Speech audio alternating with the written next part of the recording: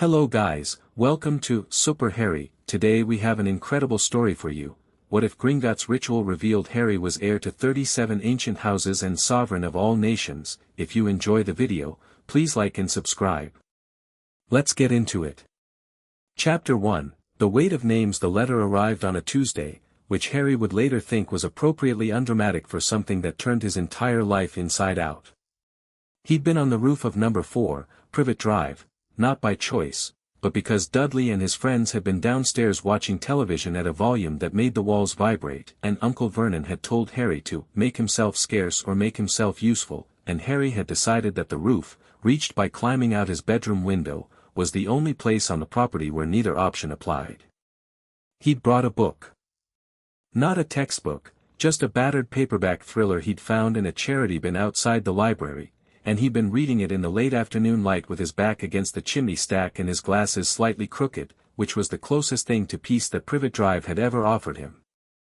The owl landed on his knee without warning.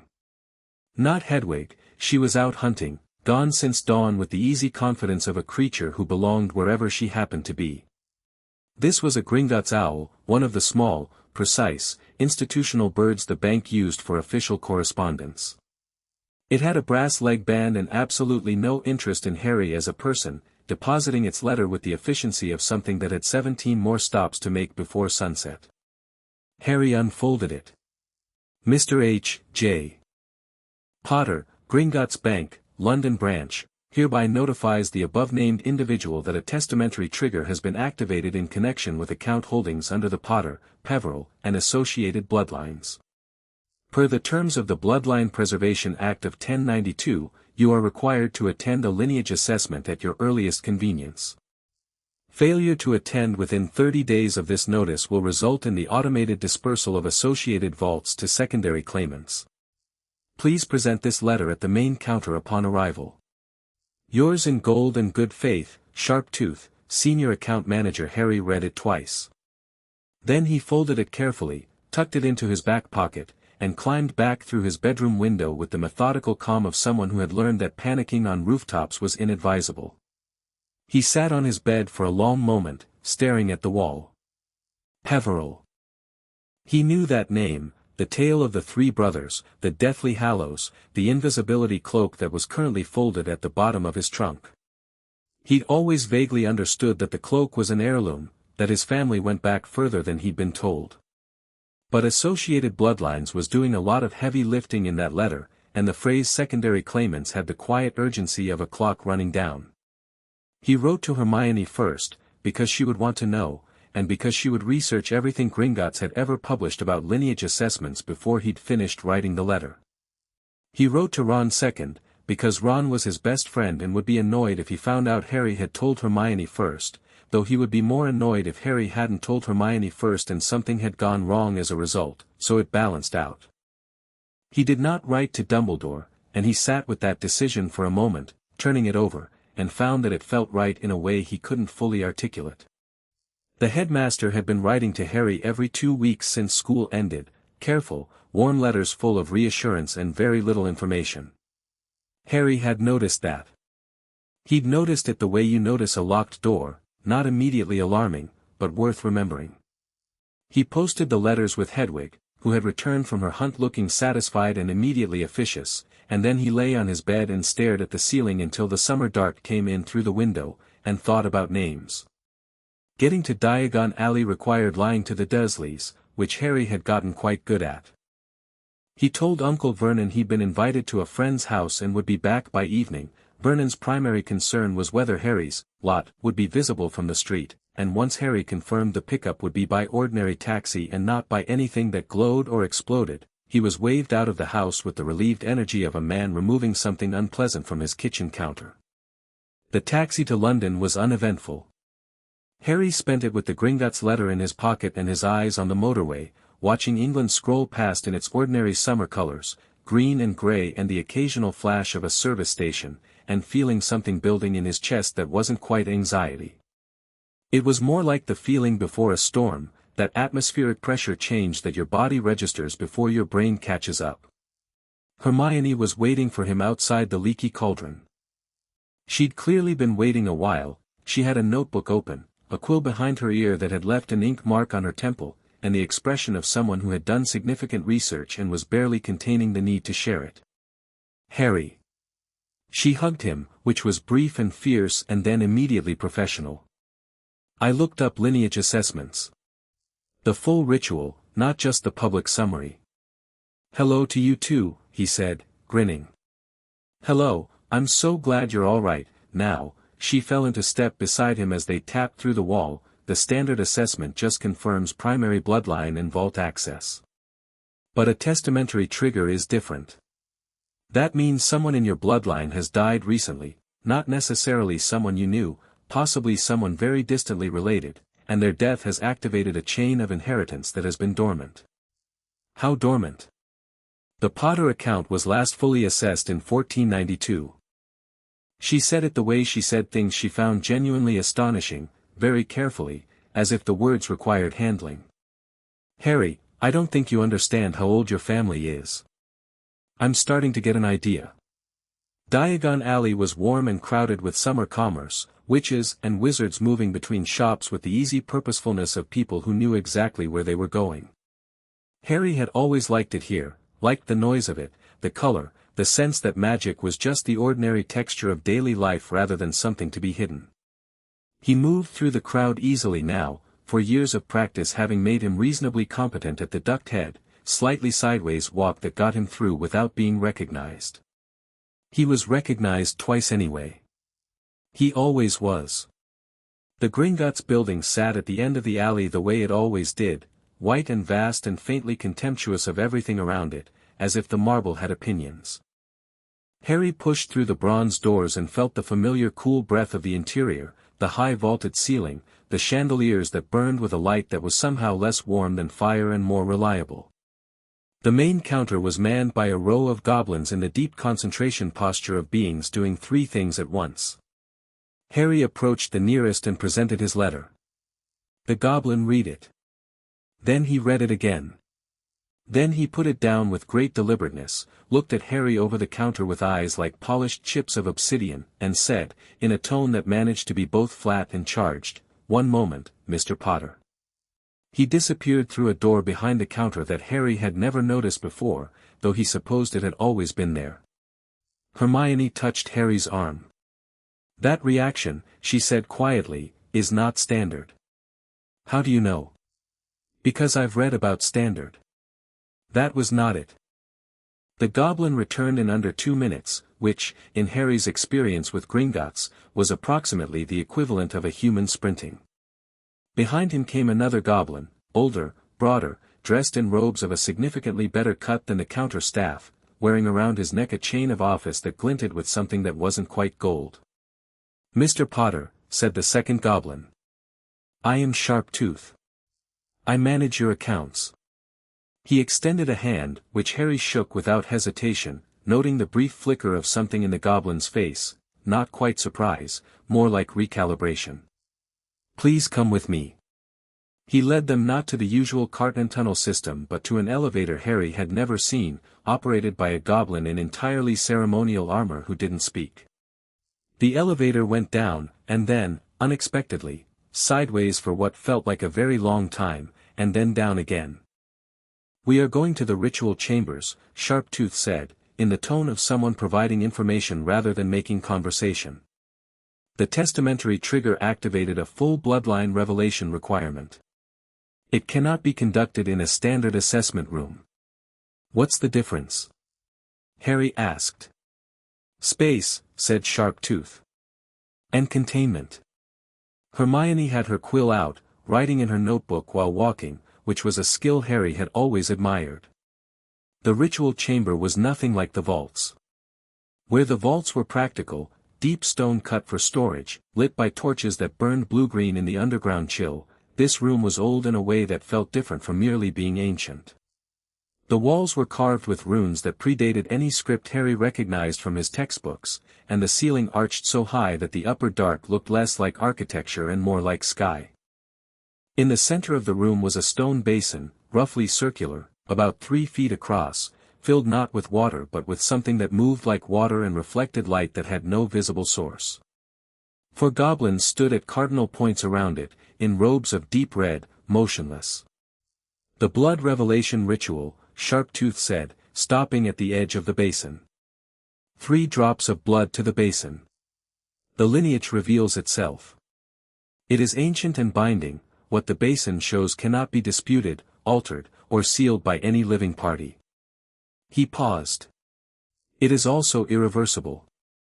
Once the bloodlines are revealed in this chamber, they become a matter of permanent record and, per the Bloodline Preservation Act, a matter of public wizarding law. Harry looked at the basin. The liquid in it moved with a slow, deliberate rhythm, like breathing. "You're telling me," he said, "so that I can choose not to do it." "I am telling you," Sharptooth agreed, "because the ritual requires informed consent, and because in 1200 years of this institution, I have personally overseen 9 bloodline revelations, and not one of them has produced a routine result." Harry considered that for a moment. Then he pulled out his penknife, the one he'd had since second year, kept in his pocket with the quiet practicality of someone who'd learned that useful things deserve to be kept close, opened it, and drew it cleanly across his palm before Hermione could finish drawing breath to object. 3 drops fell into the basin. The liquid went still. Completely, absolutely still, in the way that things only go still when they're about to do something dramatic. Then it began to glow, not the warm gold of firelight but something colder and older, a white-silver light that climbed the walls and threw the runes into sharp relief. The goblins at the cardinal points each took a single step forward, perfectly synchronized. Words rose through the surface of the basin, not appearing, exactly, more like surfacing, the way something comes up from deep water, in a script that shifted as Harry watched, cycling through languages like a machine finding the one that fit, until it settled on English. Modern English, which Harry suspected was a courtesy. Sharptooth read aloud. Harry James Potter. Primary bloodline, Potter, of the ancient house of Pottersby, established 847 CE. Secondary bloodline, the goblins at the cardinal points placed their hands on the stone rim of the basin. Peveril, of the Three Brothers Compact, established prior to written record. Third bloodline, Gryffindor, of the Founder's Line, established 993 CE. Hermione made a sound. Harry didn't look at her. Fourth bloodline, Slytherin, by maternal descent, Cadet Branch, established 995 CE. Fifth, Ravenclaw, collateral descent, 6th generation removed. The words were still coming. They didn't stop. Harry stood at the edge of the basin and watched his blood do something he hadn't known blood could do. It was spreading through the liquid in the basin like dye in water, reaching outward in thin branches that split and split again, a tree growing at impossible speed, and every new branch that appeared corresponded to a line of text rising through the surface. Hufflepuff. Merlin, of the First Covenant. Le Fay, Cadet Line. Pendragon, by blood compact rather than descent. Houses he didn't recognize, Corvinus, Selwyn, Gaunt in its oldest form, Slytherin again through a different branch, Emrys, names that predated everything he'd ever studied. Sharptooth's voice had taken on a quality Harry couldn't quite name. Not reverential, exactly. Goblins didn't do reverence. It was more like the tone of an engineer watching a calculation produce a result that rewrote the calculation. House of Rashid al-Khatib, the Eastern Compact. House Beaumont, French Sovereignty Line. House Okonkwo, Western African Magical Covenant. House Yamamoto, Eastern Compact. House Rodriguez Vega, South American Confluence. How many? Harry said. He kept his voice level. He wasn't sure when he'd decided to be calm about this, but the decision had been made somewhere between the 3rd and 15th bloodline, and he was committed to it now. Sharptooth finished reading. He put down the scroll. He looked at Harry with those obsidian eyes, and there was a long, quiet moment in which the glow from the basin lit the room in white silver and the runes on the walls threw deep shadows, and the 4 guardian goblins stood with their hands on the stone and their eyes lowered. 37, Sharptooth said. Hermione sat down on the floor. She didn't seem to do it consciously, her legs simply made the decision for her, and Harry, in different circumstances, would have found this funny. 37, Harry repeated. Your bloodline connects every major magical civilization on Earth, Sharptooth said.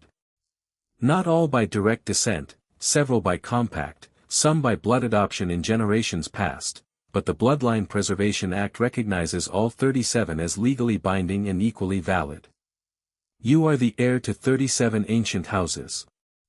And the sovereign claim? Harry asked. He'd read the letter again on the tube, and the phrase associated bloodlines had nagged at him for 2 hours. He'd looked up the Peveril line in his battered copy of Hogwarts, a history, and found nothing, and then he'd thought about the Pendragon name surfacing in the basin, and something had clicked with a quiet, terrible clarity. Sharptooth looked at him steadily. The Sovereign Compact of the First Convocation, 762 CE, the first gathering of all magical peoples on record, established that should a single bloodline ever unite the 30 primary nations, that bloodline would hold ceremonial sovereignty over all magical governance. The compact has been dormant for 11 centuries because no such convergence was believed possible. He paused. You have 37.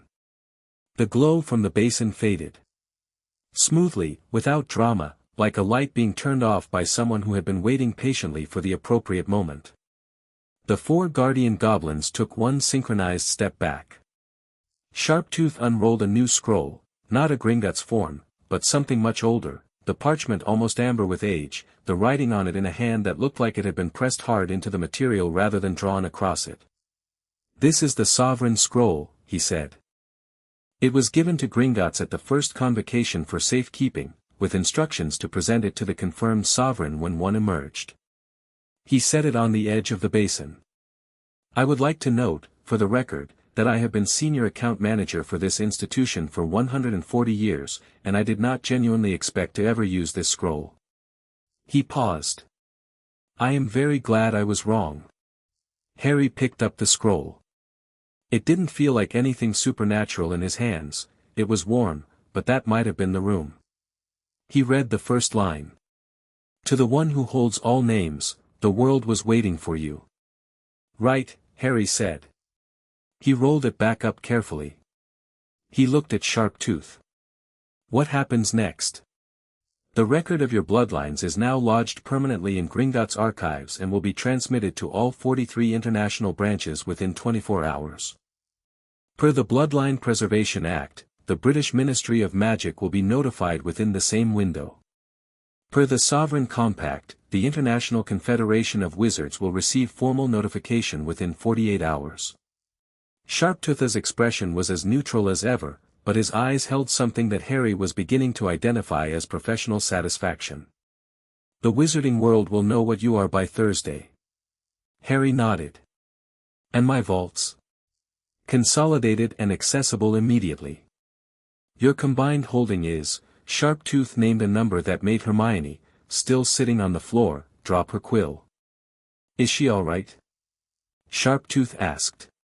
She'll be fine, Harry said. She just needs a minute with large numbers. Hermione. He crouched down next to her. You okay? She looked at him. Her expression was complicated. He could see her processing, the way he always could, the way her face went through information, the way her eyes went through pages, fast and thorough and not stopping for anything. You're the heir of Gryffindor, she said. And Slytherin. You're the heir of all 4 founders. Apparently. Harry, do you understand what that means in terms of magical theory? The founders each anchored a quarter of Hogwarts wards. If you are descended from all 4, the castle, Harry said slowly. The castle is yours. She said it with the intensity of someone identifying a structural fact, not paying a compliment. The wards answer to founder blood. You have all of it. Hogwarts literally belongs to you. Harry sat back on his heels and thought about that. About the castle that had felt like home since the first time he'd seen it from the boats, the staircases that moved, the suits of armor that sometimes seemed to be paying attention. He thought about the time he'd gotten lost in 3rd year and a door he'd never noticed had opened into a shortcut that took him exactly where he needed to go, and how he'd thought it was the castle being quirky. Maybe it hadn't been quirky. Maybe it had been paying attention. Mr. Potter. Sharptooth had something in his hand, a ring box, deep green, old enough that the velvet had gone slightly pale. He opened it. Inside was a ring that Harry didn't recognize, heavy gold, set with a stone that showed different colors depending on how you looked at it, carved with a crest that was too complex to read at a glance. The Potter head of house ring. It was held in trust pending the lineage assessment. There are 36 more. He paused. We have prepared a display. The display was in an antechamber off the ritual room, and it was arranged on a long stone table with the quiet drama of someone who had known, for a very long time, that this moment would eventually arrive and had wanted it to look right. 37 ring boxes, arranged in 3 rows, each containing a ring of different design and material, some gold, some silver, one that appeared to be made of something darker and older than either, several set with stones Harry didn't recognize. They were different sizes, different ages, different styles from different parts of the world, but they all shared the same quality of held weight, of accumulated significance, of objects that had been waiting. Harry walked along the table slowly. He looked at each box in turn. He wasn't counting them, he didn't need to, he could feel them in a way he didn't have a word for, like hearing a chord with a note missing and then hearing it complete. Do I wear all of them? He asked. Traditionally, Sharptooth said, a head of house wears the ring of their primary house on their dominant hand. The rings of subsidiary houses are carried in a holding enchantment. He produced a chain, heavy silver, old, with a catch that opened smoothly, from his robe pocket. This was also held in trust. The subsidiary rings can be compressed and held here until formal claim proceedings require them to be displayed. Harry picked up the Potter ring first. It settled on his right index finger with a warmth that was almost startling, a sensation like something snapping into place that should have snapped into place a long time ago, and for a single second he felt, not power exactly, more like orientation, like a compass needle finding north. Then he picked up the next ring. Peveril. Older than the Potter ring, darker gold, the stone in it showing a depth that he suspected was more than decorative. Then Gryffindor, which felt like the castle, warm and solid and faintly, fiercely protective. Then Slytherin, which he put on with the same equanimity he approached everything and felt it hum against his finger with the cool intelligence of a mind that had been waiting a long time to be claimed. He went through all 37. By the time he was done, the chain was heavier and Sharptooth was watching him with an expression that had finally passed outside the range of neutral. In 140 years, the goblin said quietly, I have never seen anyone go through that process without hesitating. Why would I hesitate? Harry asked honestly. Most people, Sharptooth said, find the weight of it, even symbolically, difficult to accept. Harry looked down at the chain. At the rings on it, compressed to small warm points of metal by the carrying enchantment. At the Potter ring on his finger, catching the torchlight. He thought about the cupboard under the stairs. The Dursleys' dining table he'd never been allowed to sit at properly. The sorting hat telling him, at 11 years old, that he had the makings of something remarkable in every house. He thought about being told, his whole life, to make himself small. I've spent 4 years being told that having power is dangerous, he said. That I should be careful with it, hide it, not draw attention to it. He fastened the chain around his neck. I'm 15. I've faced Voldemort 4 times. I've watched people die. He looked up at Sharptooth. I'm done making myself small. Sharptooth held his gaze for a long moment. Then he inclined his head, not quite a bow, but close enough to the form that the difference was mostly technical. The Sovereign Scroll, he said, contains the formal claim procedures. You will need to file a notice of claim with the British Wizengamot, the ICW, and the 16 separate national governing bodies represented in your bloodline. Gringotts can prepare the documentation. Then let's do that, Harry said. Hermione was on her feet again, notebook open, quill going. Harry, the Wizengamot has 43 seats currently held by proxy or vacancy, those would all revert to you under a consolidated heir claim. That's a voting majority before you've even opened your mouth. She looked up. Dumbledore holds 14 of them in custodial trust. Harry filed that information away. They spent the next 2 hours in Sharptooth's office, which was nothing like the grand ritual chamber below. It was a small, precise room full of ledgers and scrolls and a desk that had the comfortable clutter of genuine use, and it smelled of old parchment and the faint metallic undertone of gold. Sharptooth walked them through the consolidated vault summary in a tone that suggested he found large numbers unremarkable, which Harry was beginning to suspect was a professional requirement for senior goblin accountancy. He explained the claim procedures with methodical clarity, pointing out the legal provisions that protected Harry's claims from being contested, sealed, or delayed, and there were several provisions Harry hadn't known existed, protections written into the Bloodline Preservation Act at a time when the Act's authors had genuinely believed they might need to be used. Whoever had written those protections had been optimistic about the timeline. 11 centuries optimistic. But they'd written them carefully, and they held. One more thing, Sharptooth said, as they were preparing to leave. He reached into a drawer and produced a sealed envelope. This arrived at Gringotts 3 months ago. It was held pending the lineage assessment, as per the instructions of the sender. He put it on the desk. The handwriting on the front read, "For Harry, when the time comes." J.P. Harry's father's handwriting. He knew it from the photo album Hagrid had given him. He picked up the envelope carefully and put it in his jacket pocket without opening it. That was for later, for somewhere private, for after the institutional part of today was done. Hermione watched him do it and didn't say anything, which was its own kind of love. They left Gringotts an hour before sunset, stepping out into Diagon Alley with the specific quality of people who have just had a conversation that divided their lives into before and after. The alley had thinned out, fewer families now, more of the evening crowd, the shops with their lamps lit against the early dusk. Harry stood on the front steps for a moment, looking at it.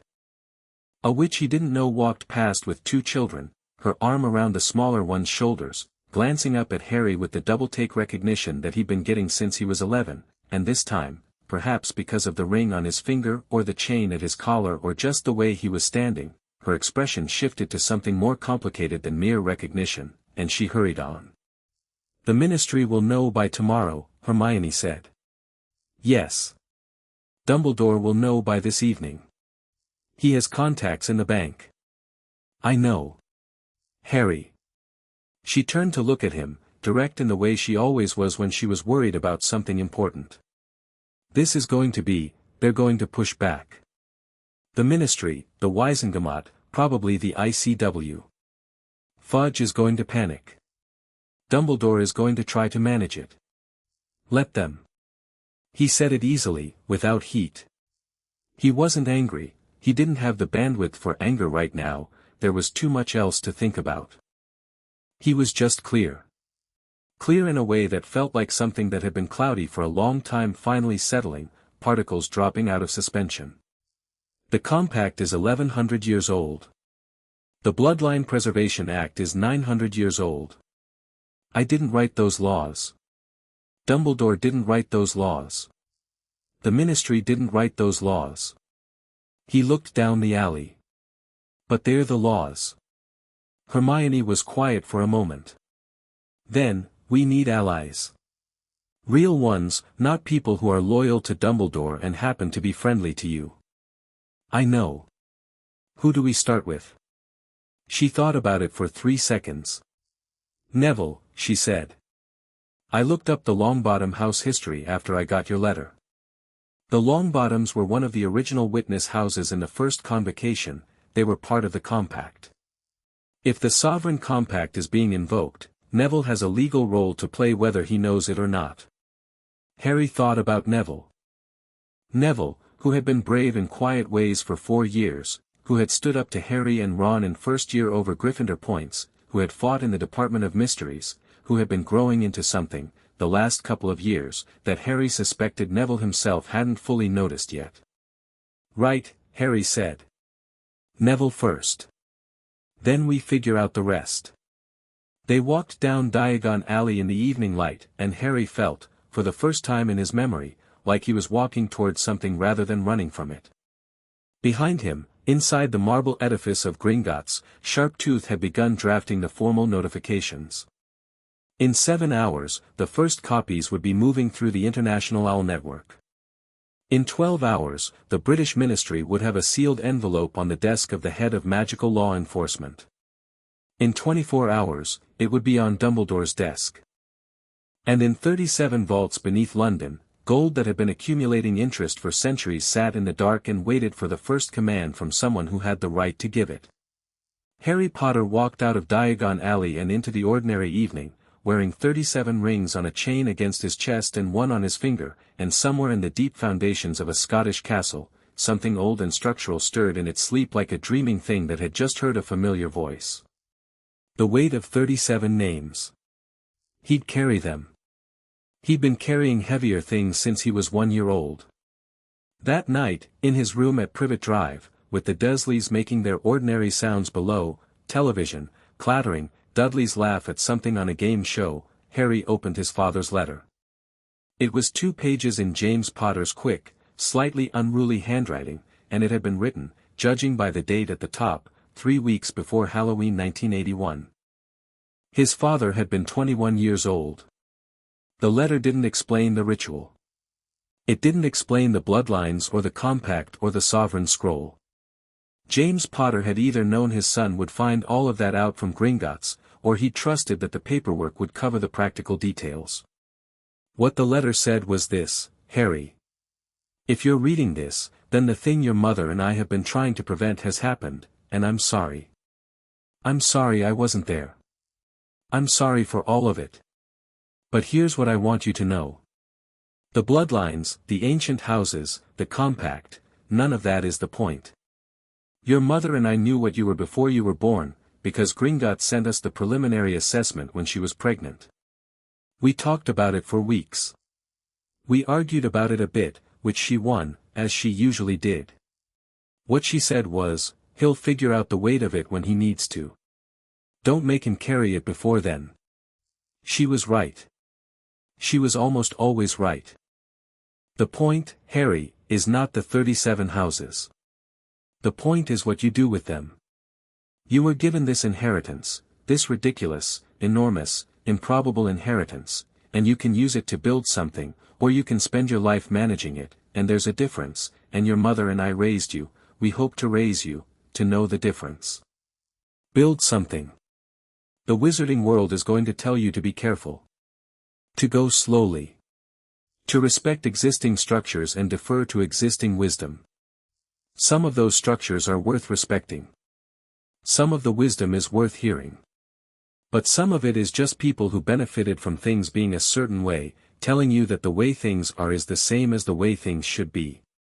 You'll know the difference. You always did. Love, Dad. P.S.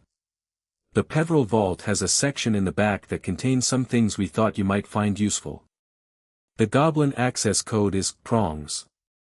Your mother thought that was too obvious, and she was right about that too, but I'd already said it and she let me keep it for sentimental reasons. Harry sat with the letter in his hands for a long time. Outside, the television droned. Somewhere in the neighbor's garden, a cat was having an opinion about something. He folded the letter carefully and put it next to the sovereign scroll in the drawer of his bedside table, which had previously contained nothing more significant than a broken sneakoscope and a pack of exploding snap cards. Then he picked up a quill and a fresh piece of parchment and wrote to Neville Longbottom. Neville. I need to talk to you. Something's happened. It involves your family history and ancient magical law and the fact that you apparently have a legal role in something that hasn't been invoked in 1100 years. Come to London if you can, I'll explain everything over food, it'll take a while. Harry he sent it with Hedwig, who left in a rush of white wings without requiring any persuasion. Then he lay down on his bed, stared at the ceiling, and felt the warm presence of the Potter ring on his finger and the subtle weight of 37 houses resting against his chest, and thought about his father writing a letter to a son he expected not to see grow up, and what it meant to be raised by love preserved in ink and gold and old magic. He slept. He didn't dream. Or maybe he did, and the dream was just a castle in Scotland with its lights on and its doors open, waiting.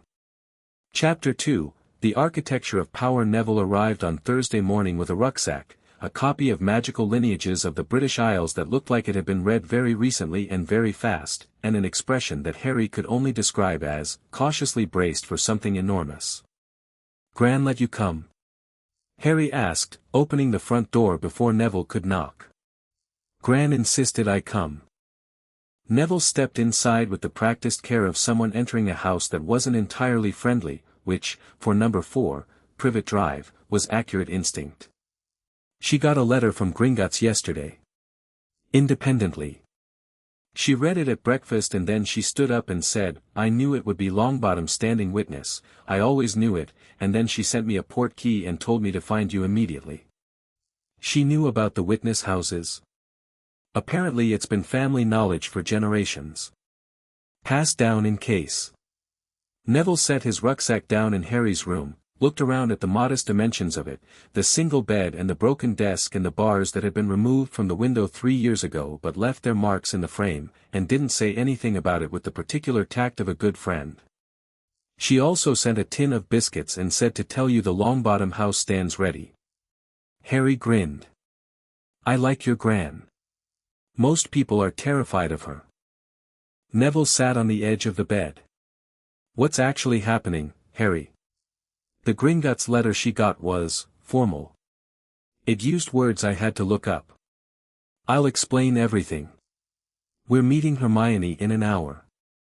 They met Hermione at a cafe in Bloomsbury, Muggle, chosen by Hermione on the basis that it was unlikely to have any wizarding patrons and extremely likely to have good coffee.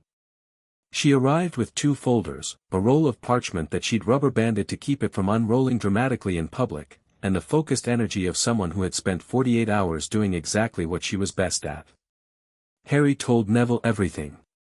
He did it cleanly, without preamble, the letter, the ritual, the basin, Sharptooth reading bloodline after bloodline until the room was full of white silver light. The Sovereign Compact. The 37 Rings. His father's letter. Neville listened with the stillness of someone who had been raised in a household that understood ancient magical law and knew how to treat it seriously, his biscuit going uneaten in his hand, his eyes tracking Harry's face with careful attention. When Harry finished, Neville was quiet for a moment. "Then, the witness house obligation. What exactly does it require?" "According to my research," Hermione said, unrolling the parchment with professional efficiency, "the witness house provides formal attestation during sovereign claim declarations. They stand as living legal record, which means any claim Harry makes in an official proceeding is witnessed by a member of House Longbottom and therefore cannot be disputed as unverified.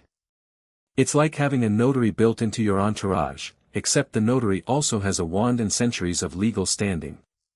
"So I just stand next to you," Neville said to Harry. "And be yourself," Harry said. "Which you're very good at." Neville ate the biscuit. "All right," he said. "What's first?" "The Wisengamot," Hermione said. She opened the first folder. "Harry needs to formally claim his seats. All of them, which is, depending on how you count the consolidated houses, somewhere between 43 and 47 seats. I've cross-referenced the current active members and their affiliations." She produced a hand-drawn chart that was dense with color-coded annotations, and the distribution looks like this: roughly a third are Dumbledore-aligned, a fifth are Fudge loyalists, and the rest are either independent or sitting in proxy. Harry claiming his seats shifts the balance entirely. She looked up from the chart. "Fudge will try to block the session. He has grounds under Procedural Order 7 to delay a multi-seat claim for up to 30 days pending verification. Except," Harry said slowly, "the verification was completed at Gringotts. The Bloodline Preservation Act supersedes Procedural Order 7, doesn't it?" Hermione's expression went to the specific brightness that meant he'd just identified something correctly on his own and she was pleased about it. "Yes. There's no mechanism in current ministry law that can delay or contest a Gringotts verified bloodline claim. It's airtight. The only play Fudge has is to claim the compact itself is invalid, which is an argument that would require him to successfully challenge documentation that predates the ministry by 800 years. Then we don't ask for a session, Harry said. We notify them that the session is happening. Hermione clicked the lid of her pen. Exactly. They spent the next 3 hours at the cafe table mapping it out, Harry making the structural decisions, Hermione filling in the legal architecture, Neville asking the practical questions that neither of them thought of because he approached things from the angle of someone who'd actually read the relevant history rather than the applicable law. It was a good combination. The cafe filled and emptied around them and nobody paid them any attention, which Harry had always found to be one of the underrated pleasures of the Muggle world.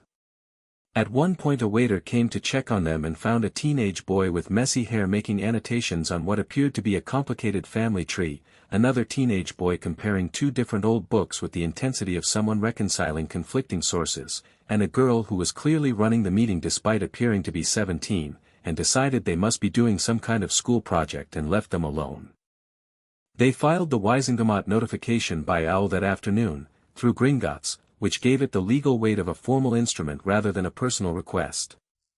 Sharptooth had offered to send it, and Harry had accepted, because a letter arriving with Gringotts' seal and the Sovereign Compact notification code was a letter that would not be quietly filed in a pending tray. The ministry acknowledged receipt in 4 hours. Which meant, Harry understood, that Fudge had read it in 4 hours and had spent the time between receipt and acknowledgement doing something other than simply responding, consulting lawyers, probably, or Dumbledore, or both. He didn't have long to think about it, because Dumbledore's letter arrived that evening. It was warm and careful and full of the specific loving concern that Harry had been trying to understand for 4 years, the concern that was real, he was fairly sure it was real, and that was also somehow always adjacent to a suggestion that things should be done differently. The letter expressed his genuine happiness at Harry's discovery. It used the word remarkable twice.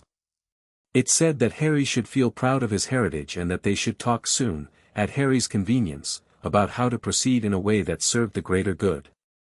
And it gently, almost parenthetically, noted that the Wisengamot notification might have been better served by going through proper ministry channels, and that Dumbledore would be happy to shepherd the process personally. Harry read it twice. He folded it. He put it on the desk. "What do you want to do?" Hermione asked. She'd been reading over his shoulder, which in different circumstances might have been annoying but at this point felt like exactly the kind of collaboration they were operating on. "I want to write back," Harry said, "and be honest." He picked up his quill. "Dear Professor Dumbledore, thank you for your letter. I'm glad you're pleased.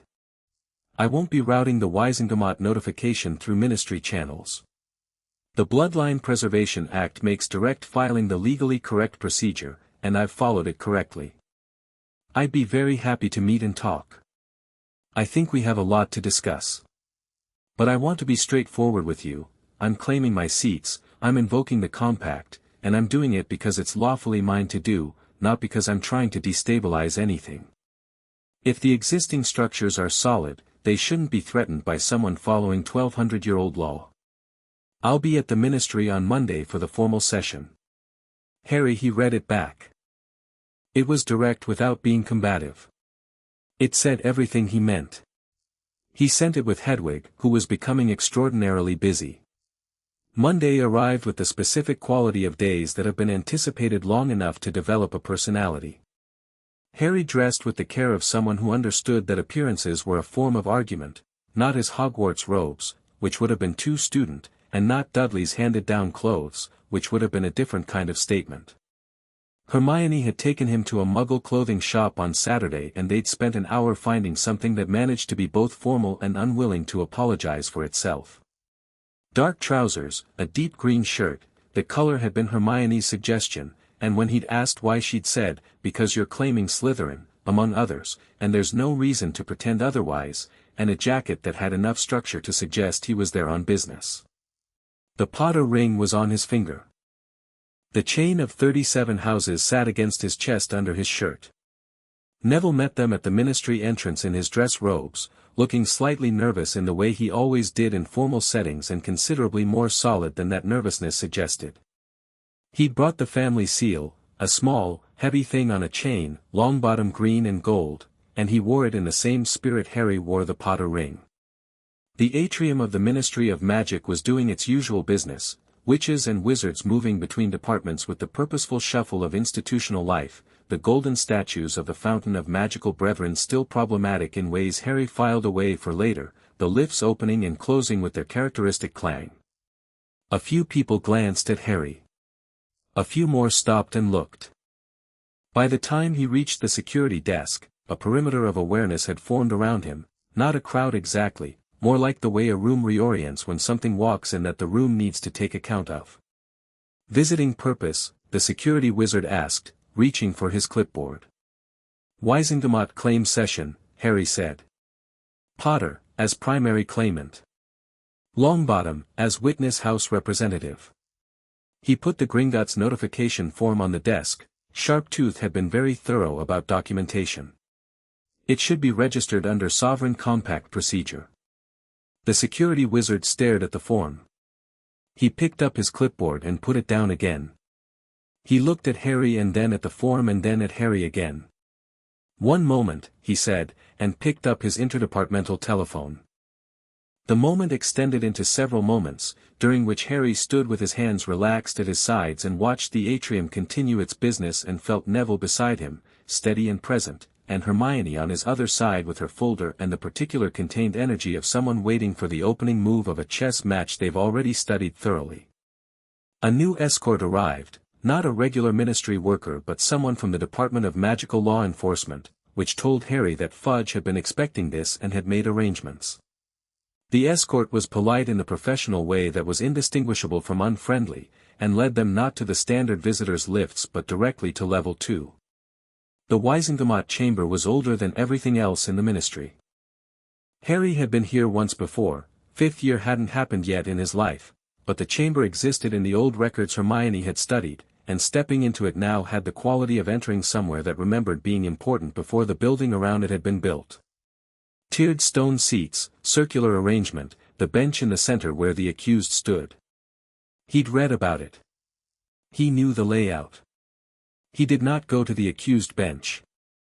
He walked to the center of the chamber and stood there while the assembled Wizengamot, perhaps 2/3 of them present, at relatively short notice on a Monday morning, looked down at him from their tiered seats, and the chamber did what old chambers do, which is amplify the quality of whoever stands at the center of them.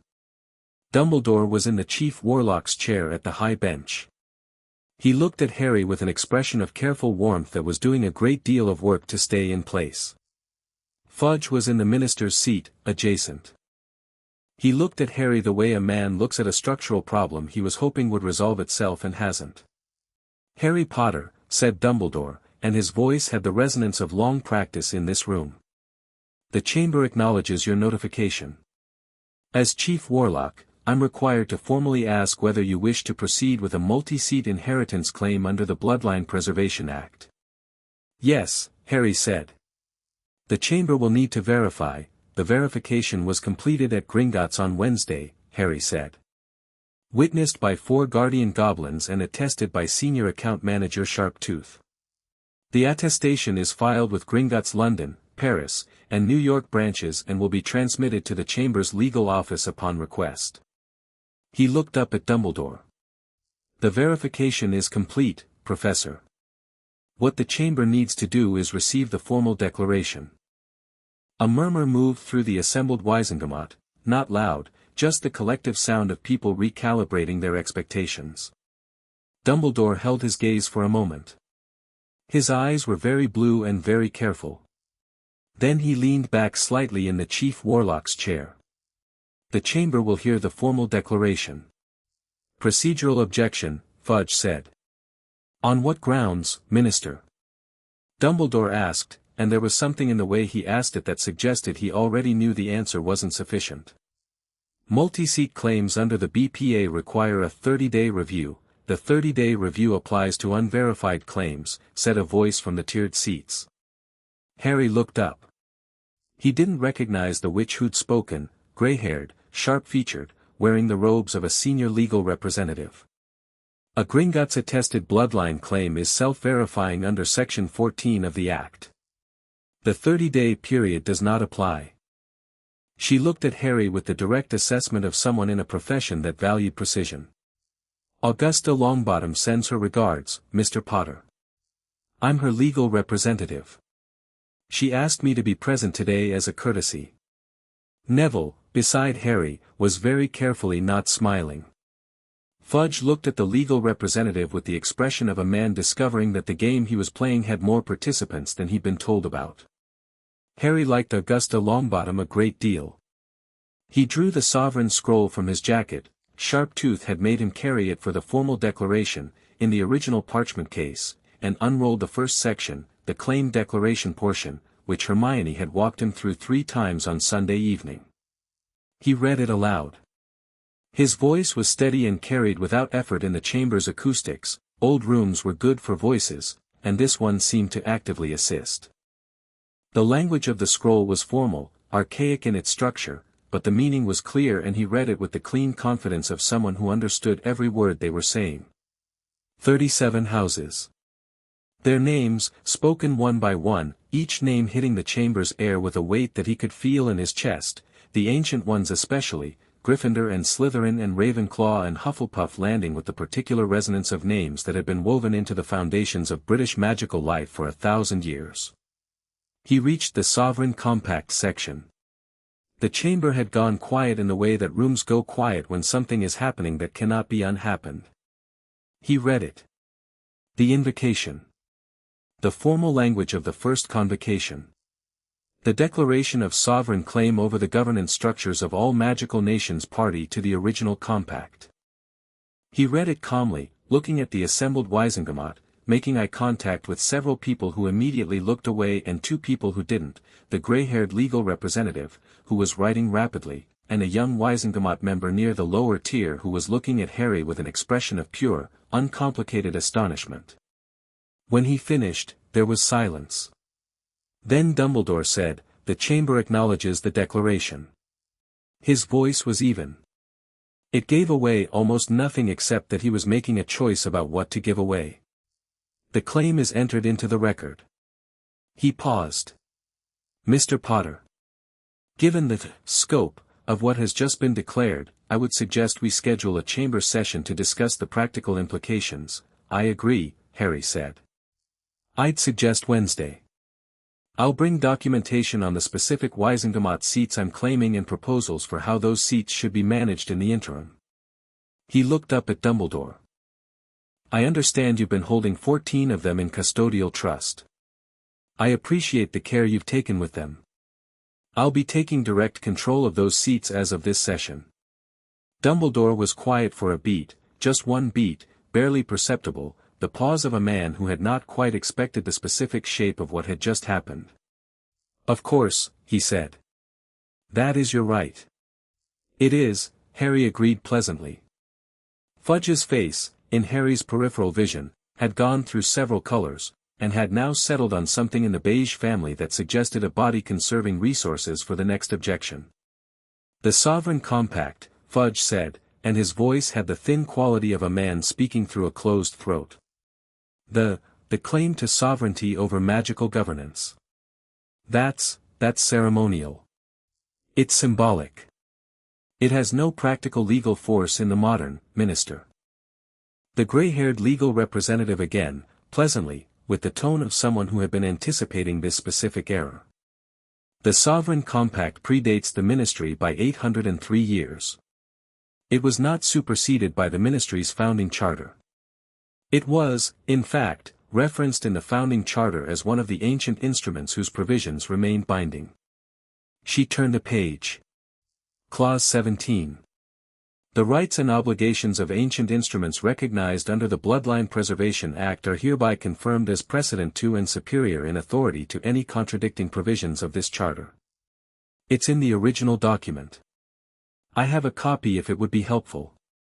Fudge looked at her. He looked at Harry.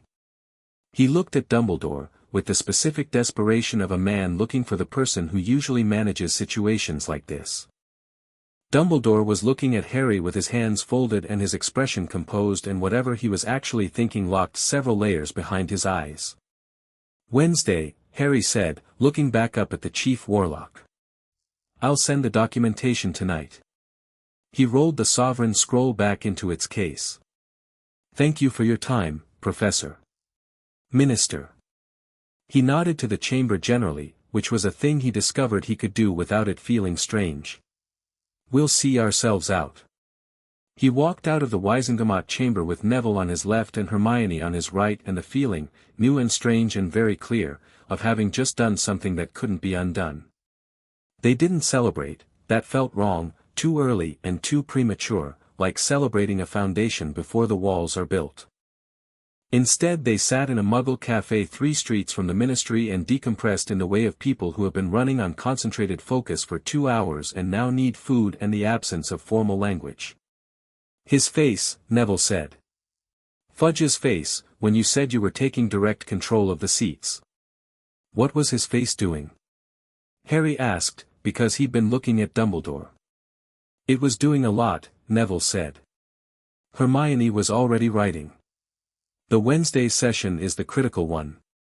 If we can establish the Wizengamot votes before the ICW delegation arrives, and they will arrive, probably by next week, maybe sooner, we have a much stronger position for that conversation. The international peace is going to be more complicated than the domestic peace. Some of the nations in the compact have their own governance structures that significantly predate the ICW, and their representatives are going to have opinions about what a British teenager claiming sovereignty over their magical institutions actually means in practical terms. What does it mean in practical terms? Neville asked. He'd graduated, over the course of 3 days, from cautiously braced to genuinely engaged, and his questions had gotten sharper. It means, Harry said, that I have the legal right to convene the Parliament of Nations, the ancient body, not the ICW, which is newer and different, and that decisions made by that Parliament are binding on all member nations. It doesn't mean I govern their daily affairs, it means I'm the sovereign authority on matters that cross national magical boundaries. He looked at Hermione. Like, for example, Voldemort's international operations. Exactly like that, she said. Riddle has been recruiting internationally, Harry said. He's been pulling support from Eastern European dark families, there are connections to the North African magical underground, possibly more. If those operations can be classified as threats to the international compact, he left the sentence open. Then you have authority to act across all of those jurisdictions simultaneously, Hermione finished. Without needing to negotiate separately with 17 different national ministries. Neville was quiet for a moment, working through it. That's not ceremonial at all, he said. No, Harry agreed. It's really not. He drank his coffee. It had gone slightly cold while he was thinking, and he drank it anyway, and thought about Voldemort moving through the shadows of the international wizarding world, recruiting, building, preparing, and the slow, careful, inefficient process by which the existing structures tried to track him, nation by nation, ministry by ministry, each one protective of its own jurisdiction and suspicious of sharing information. He thought about what it would mean to have a single authority that could cut across all of that. He thought about what his father had written. Build something. We need to talk about where we're operating from, he said. The privet drive situation isn't sustainable, we can't run this kind of operation from a Muggle house in Surrey. Gringotts mentioned that several of the houses have properties. I haven't looked at them yet. I pulled the property inventory from the vault records, Hermione said, producing a separate sheet from her folder. There are 14 properties currently habitable and warded, ranging from a cottage in Wales to, and I want to note that I'm still processing this, a castle in the Scottish Highlands that appears to be warded to the same standard as Gringotts itself, originally belonging to House Corvinus. She looked up. It's been empty for about 3 centuries. The wards are maintained automatically by the bloodline, they've been ticking over waiting for someone with Corvinus blood to activate them properly. Someone like me, Harry said. Someone exactly like you.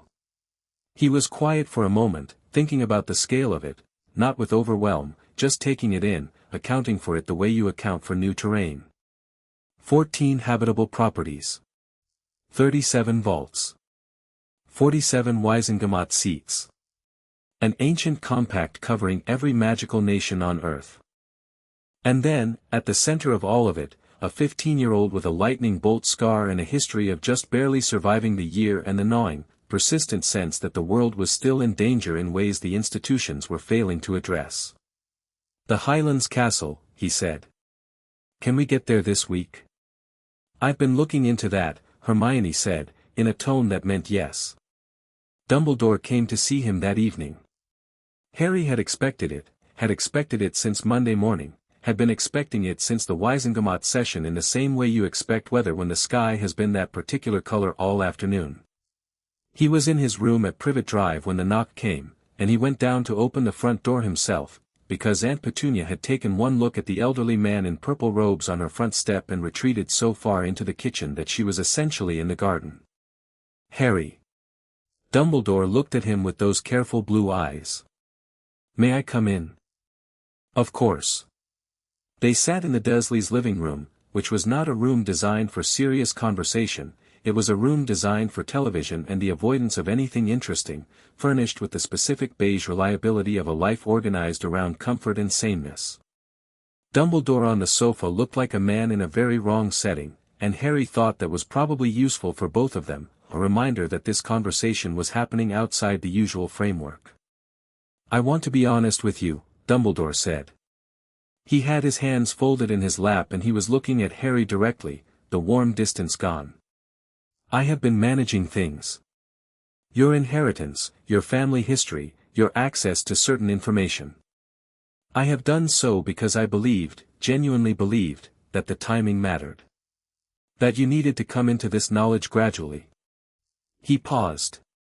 "I was wrong about the timing. The bloodlines don't care about timing, and trying to manage them was." Another pause, and something moved in his face that Harry thought was probably as close to discomfort as Dumbledore ever showed, ill-advised. "How long have you known?" Harry asked. "I knew about the primary bloodlines, Potter, Peverell, the founders, since before you were born. Your parents told me." He met Harry's eyes. "I did not know about the 37. That was, even for me, that was a surprise." Harry believed him. He wasn't sure he believed the rest of it, the managing that had been done for his benefit, but the surprise he believed. "The 14 Wisengamot seats," Harry said. "When you took them in custodial trust. When your parents died and you were too young to hold them, someone needed to hold them so they weren't claimed by others." He looked at Harry steadily. "I held them carefully, Harry. I voted them in ways I believed served the wizarding world's best interests." "Your understanding of the best interests," Harry said, without heat. "Yes." Dumbledore's voice was even. "My understanding. Which I know you're going to argue is not the same as yours." "I'm not going to argue it," Harry said. "I'm just going to use the seats going forward and make my own decisions about what serves the wizarding world." Dumbledore studied him for a long moment, a real study, thorough and assessing, the kind of look that Harry was beginning to recognize as the headmaster actually recalibrating rather than performing recalibration. "You've grown up very fast," Dumbledore said finally. "I had the summer," Harry said, which was almost a joke and almost not. "Harry." The warmth was back, but it was different now, less a management tool and more just a thing Dumbledore felt. Harry had always known the man cared for him. That wasn't the complicated part. Voldemort is returning to full strength. The events of last June, what you witnessed, what you survived, that is the beginning of something that will require everything we have to address. I want us to address it together." "So do I," Harry said. "But together means I have a seat at the table. An actual seat, not a chair that gets moved when the adults want to talk." He looked at Dumbledore. "I have something now that the Order of the Phoenix doesn't. I have international legal authority that lets us act on Riddle's operations in ways we couldn't before. If you want to use that together, I'm ready. But I need to know that you're working with me, not managing me." Dumbledore was quiet for long enough that the television in the kitchen, Aunt Petunia had apparently decided to pretend normalcy at high volume, became the only sound in the room. "Working with you, Dumbledore said at last. Yes. He stood, straightening his robes. Wednesday's session. I will not obstruct the vote on your seats. I know, Harry said. The legal representative would have been devastating if you tried. Something shifted at the corner of Dumbledore's mouth, not quite a smile but related to one. Augusta Longbottom has been waiting to use that clause for 30 years, he said. She looked genuinely delighted. I like her a lot, Harry said.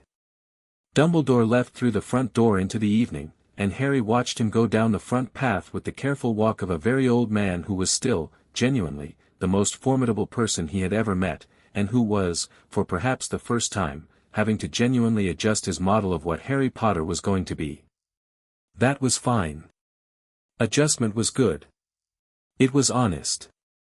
Harry went back upstairs and spent an hour writing the documentation for Wednesday's Gringotts session, methodical and precise, with Hermione's folder open beside him and Neville's notes on the witness house obligations on the other side, and the chain of 37 rings warm against his chest, and outside the window the ordinary summer dark came in from the Surrey streets and the stars came out over the chimneys one by one. He sent the documentation to Gringotts at midnight for routing to the Gringotts legal office, sealed with the Potter ring, and then he sat back and thought about the next steps. The Wednesday session would settle the domestic peace, the votes, the seats, the formal acknowledgement of his status in Britain. After that, the international peace. The ICW. The nations in the compact.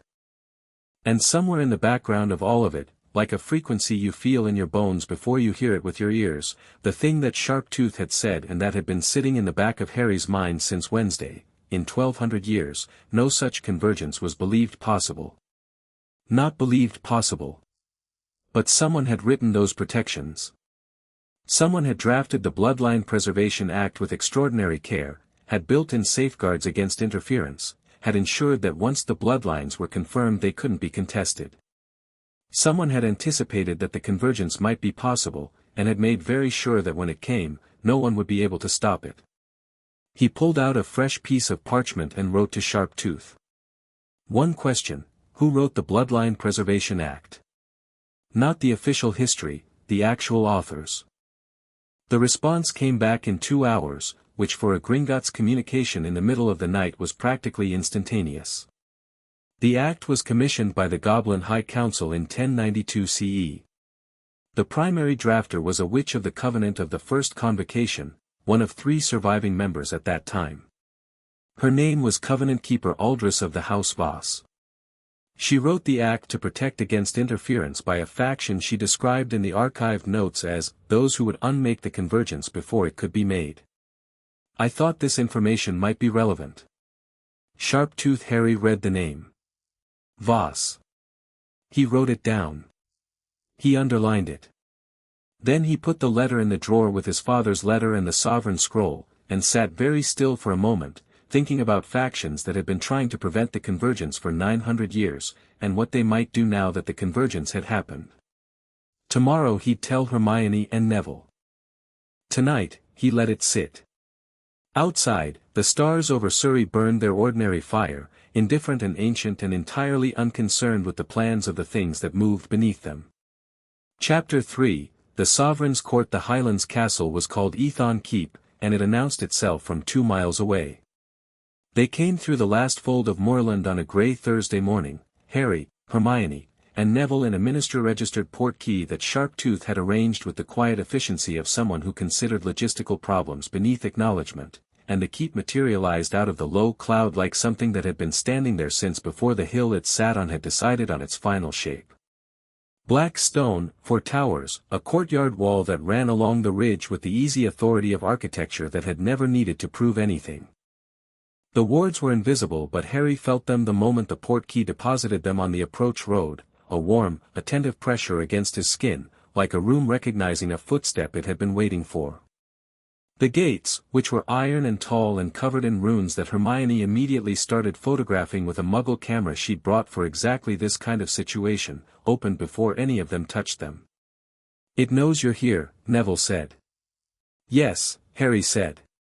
He walked through the gates and the keep's ward settled around him like something clicking into alignment, and the pressure changed, not gone, but oriented, the way a dog orients toward its owner. The courtyard was overgrown but not ruined. The stone was clean.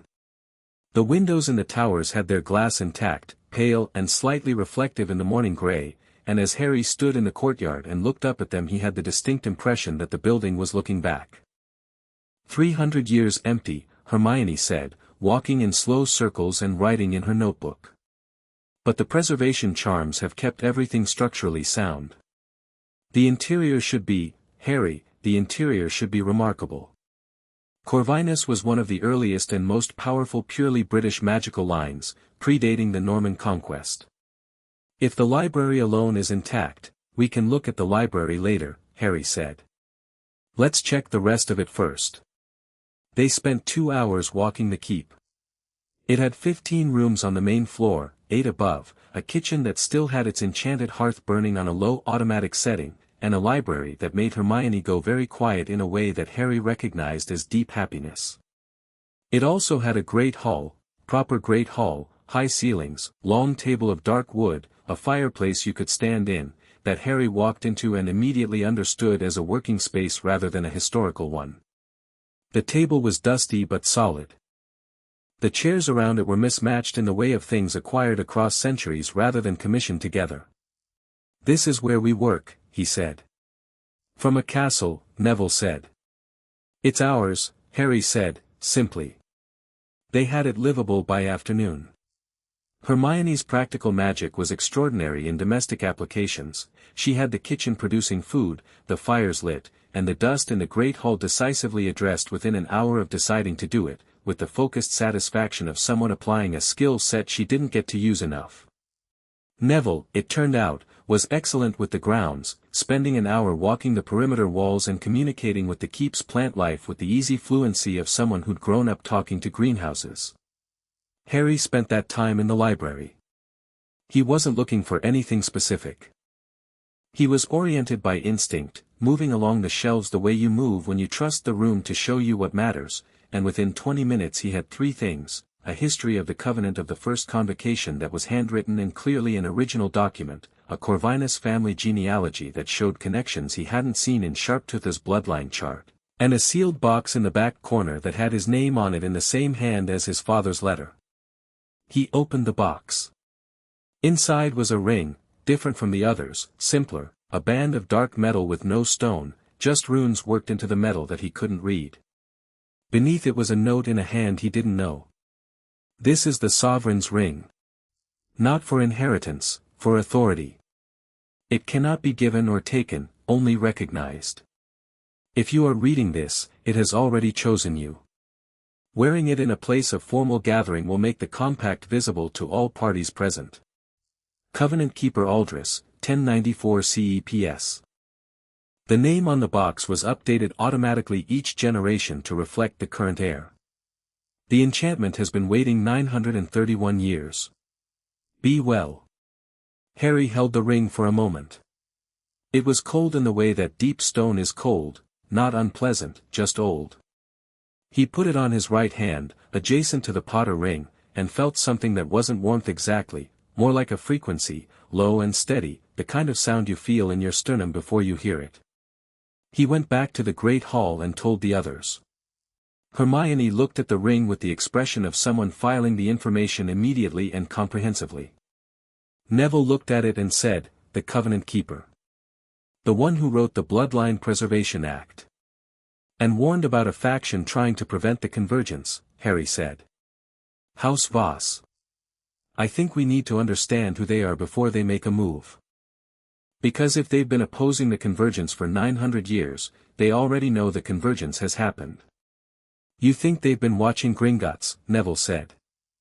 "I think anyone who's been organized enough to stay active for 9 centuries has contacts everywhere," Harry said. Sharptooth's letter went out to 43 branches. Someone in that network reported it. They sat at the great hall table, the 3 of them in the middle of something built for many more, the fire going, the afternoon light coming through the tall windows in pale Scottish slants, and Harry read aloud from the convocation history while Hermione cross-referenced with the Corvinus genealogy and Neville mapped the Witness House connections on a piece of blank parchment, and the picture that assembled itself over 2 hours was this. The Voss family had been one of the 12 founding families of the first convocation. Aldris of House Voss had helped draft the compact. But her brother, whose name had been struck from most records in a way that suggested deliberate erasure, had opposed it, had believed that magical sovereignty should not be held by a bloodline, should not be concentrated, should instead be managed by a council of families rotating in power, which would have conveniently kept the Voss family in permanent rotation. When the compact passed, he had left the convocation with a faction of 9 families and founded what the history called the Counter-Covenant. The Counter-Covenant had opposed the Sovereign Compact for 9 centuries. Not always actively, they'd had long periods of apparent dormancy, but every time a bloodline had come close to convergence, they'd acted to disrupt it. 7 times in the historical record. 4 bloodlines had died out entirely during those periods, in ways the history described carefully as unfortunate. The most recent recorded active period was 1942. Then nothing. 1942, Hermione said. Grindelwald. And the rise of Riddle shortly after. Someone was disrupting bloodlines again, Harry said. Or creating an environment where disruption was easy to hide, Neville said, and both Harry and Hermione looked at him. He shrugged slightly. Gran's been talking about family history since I was small. She always said the dark periods were never just about the dark wizard at the center of them. There were always people using the chaos. Harry thought about that. He thought about Tom Riddle building his power in the rubble of post-Grindelwald wizarding Europe, recruiting among old families who'd been disrupted or diminished. He thought about how useful it would be, for someone trying to prevent magical sovereignty from ever concentrating, to have the entire wizarding world distracted by a war. We need to know the current status of House Voss, Harry said.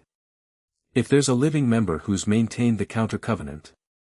I can research that, Hermione said. I'll write to Sharptooth, Harry said. He mentioned the name. He may know more than he put in the letter. He paused. And we need to start building the council properly.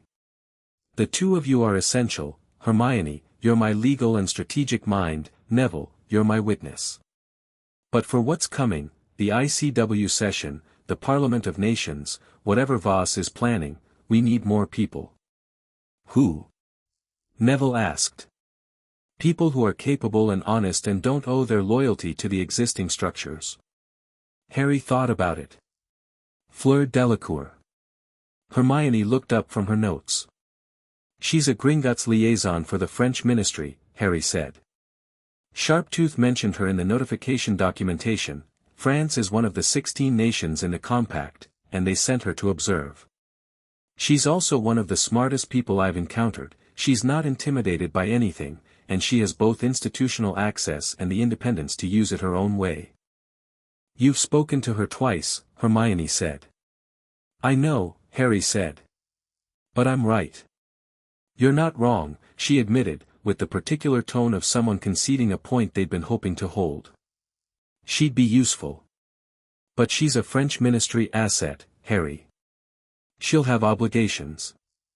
So does everyone. The question is whether her judgment is good enough to navigate them. He looked at the fire. I'm going to write to her. She might say no. She might, he agreed. But she strikes me as someone who'd rather be at the center of something historic than reporting on it from the outside. He was right about that, as it turned out. Fleur Delacour's response arrived the following morning via a French ministry owl that was sleeker and significantly more opinionated than British ministry owls, and the letter was brief, written in her precise English with occasional French when the English apparently failed her. Mr. Potter. My superiors at the French ministry have instructed me to observe and report only, without engagement. I have considered this instruction carefully and concluded that observe is a flexible term. I will arrive Saturday. Please ensure there is good coffee. British coffee is, we don't discuss it. F. Delacour, I like her, Neville said, reading over Harry's shoulder. I know, Harry said. Wednesday's Wiesengemot session had gone smoothly in the technical sense and not smoothly in the human sense, which Harry was discovering was the pattern of most things conducted at the intersection of ancient law and modern institutions. The 47 seats were formally recorded in his name. The custodial arrangements were dissolved.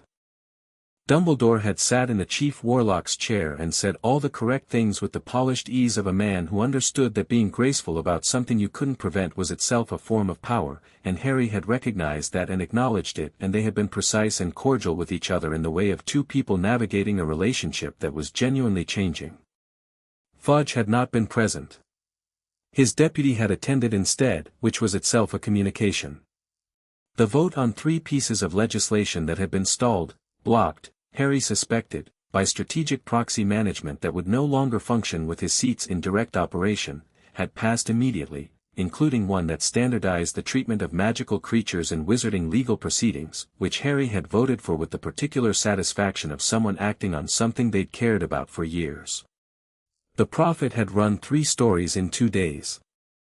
The first had been factual, almost careful, Potter claim unprecedented in modern wizarding history, written by someone who seemed to be taking the position seriously rather than sensationally. The second had been from a different reporter and had the tone of someone who'd been told what conclusion to reach and was working backward from it, full of phrases like, concerns about concentration of power, and, sources close to the ministry suggest. The third had been from Rita Skeeter, which Harry had not been surprised by, and which he'd read with the even attention he gave to all intelligence, regardless of the source.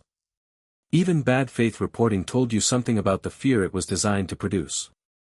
He'd sent a single, brief, public response through Gringotts' communications office. The Bloodline Preservation Act and the Sovereign Compact are matters of law, not opinion. I'd recommend anyone with concerns read them in full. That had produced a 4th story. Harry had stopped reading at that point. Fleur arrived on Saturday. She apparat to the approach road. She'd been given the coordinates by Sharptooth, who seemed to have determined that Gringotts' role in this developing situation warranted active facilitation, and walked through the gates with the brisk energy of someone who decided on arrival exactly how they were going to conduct themselves. She was wearing French ministry robes that managed to look professional and also like she'd made a decision about them rather than a concession, and she had a leather satchel that clearly contained significant documentation. She stopped in the courtyard and looked up at Ethon Keep with the assessing look of someone reading a building. Corvinus, she said. The eastern wall has Carolingian runework. 9th century, possibly earlier. This predates the Hogwarts foundations. She looked at Harry, who'd come out to meet her. You live here?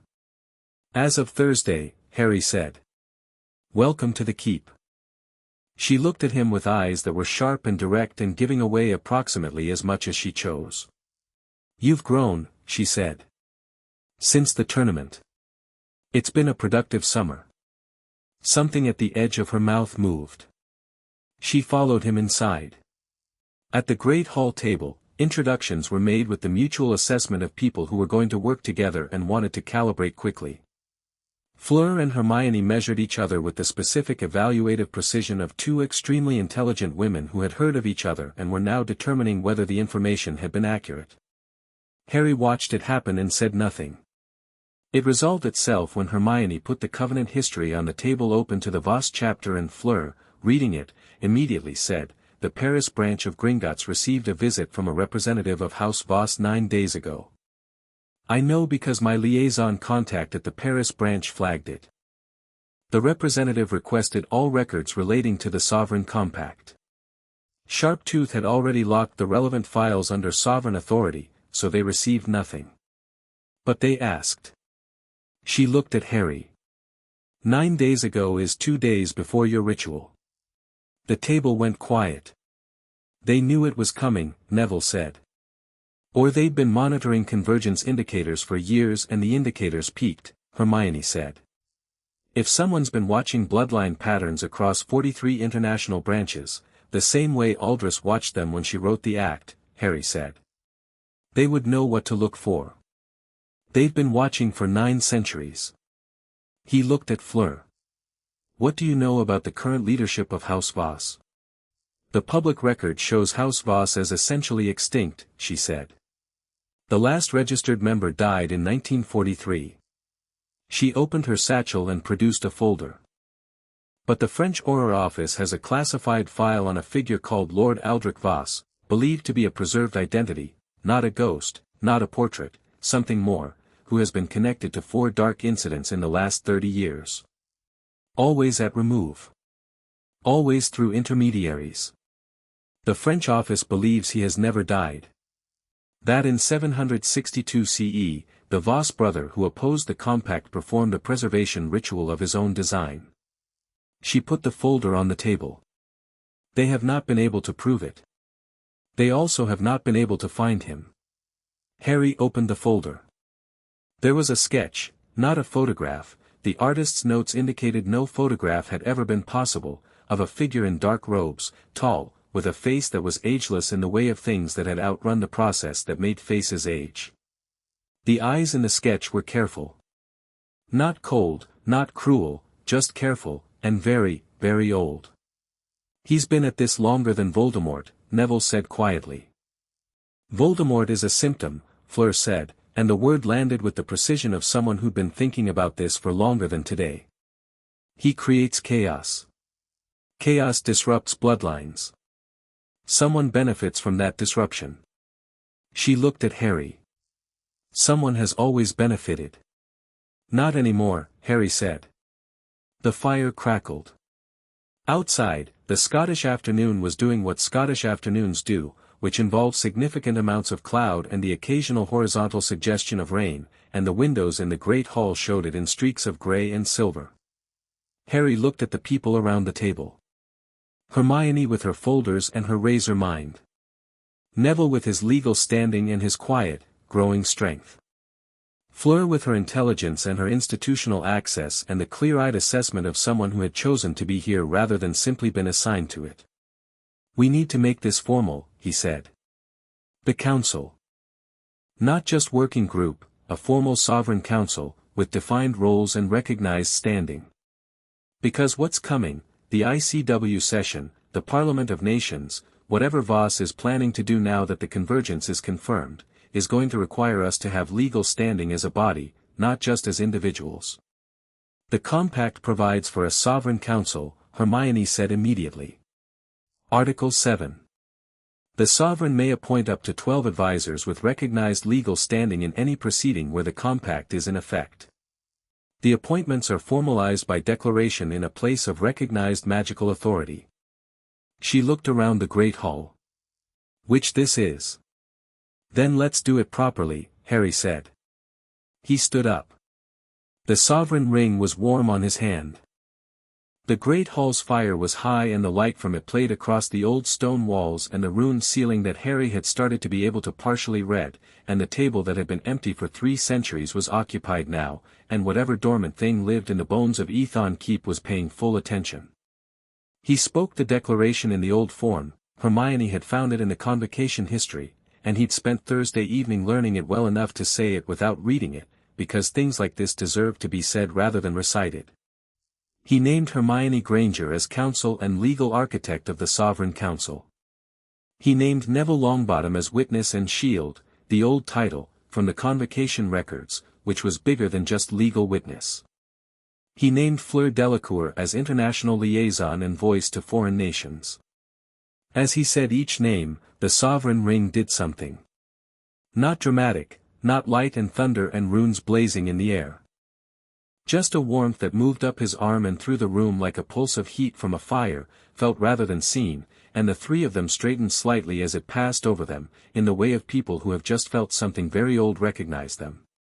When he was done, he sat back down. Right, Hermione said, after a moment. The ICW. The ICW, Harry agreed. Their emergency session is being convened for 2 weeks from now, she said. They've had the notification. 16 of the 44 member nations have existing obligations under the Sovereign Compact. The other 28 are variable. Some will be hostile. Some will be opportunistic. Several are going to send their best legal minds specifically to find a mechanism for challenging the compact's validity. Let them find one, Harry said. There isn't one. Sharptooth confirmed it. The challenge won't be legal, Fleur said. Not primarily. The challenge will be political. Several of the non-compact nations have significant interests in the current ICW power structure and will resist any arrangement that gives a single authority precedence over their governance. They will argue that the compact is an artifact of a less sophisticated era. It's more sophisticated than anything they've built since, Neville said, with quiet conviction. Which is exactly the argument to make, Harry said, looking at him. Not defensively. Just as a fact. There will also be a personal challenge, Fleur said. You are 15. They will use that. I know, Harry said. Let them. She looked at him for a moment. You're not concerned about it. I'm not concerned, he said. But being concerned and being stopped are different things. He looked at her. I've been dismissed my entire life on grounds of age, size, status, blood status, pick one. I stopped adjusting myself to account for other people's failure to look properly a while ago. Something shifted in Fleur's expression. Not surprise exactly, more like recognition, the look of someone who has heard something they've thought themselves articulated by someone else for the first time. Good, she said simply. The ICW session, Harry said, getting back to it. 2 weeks. What do we need to do before then?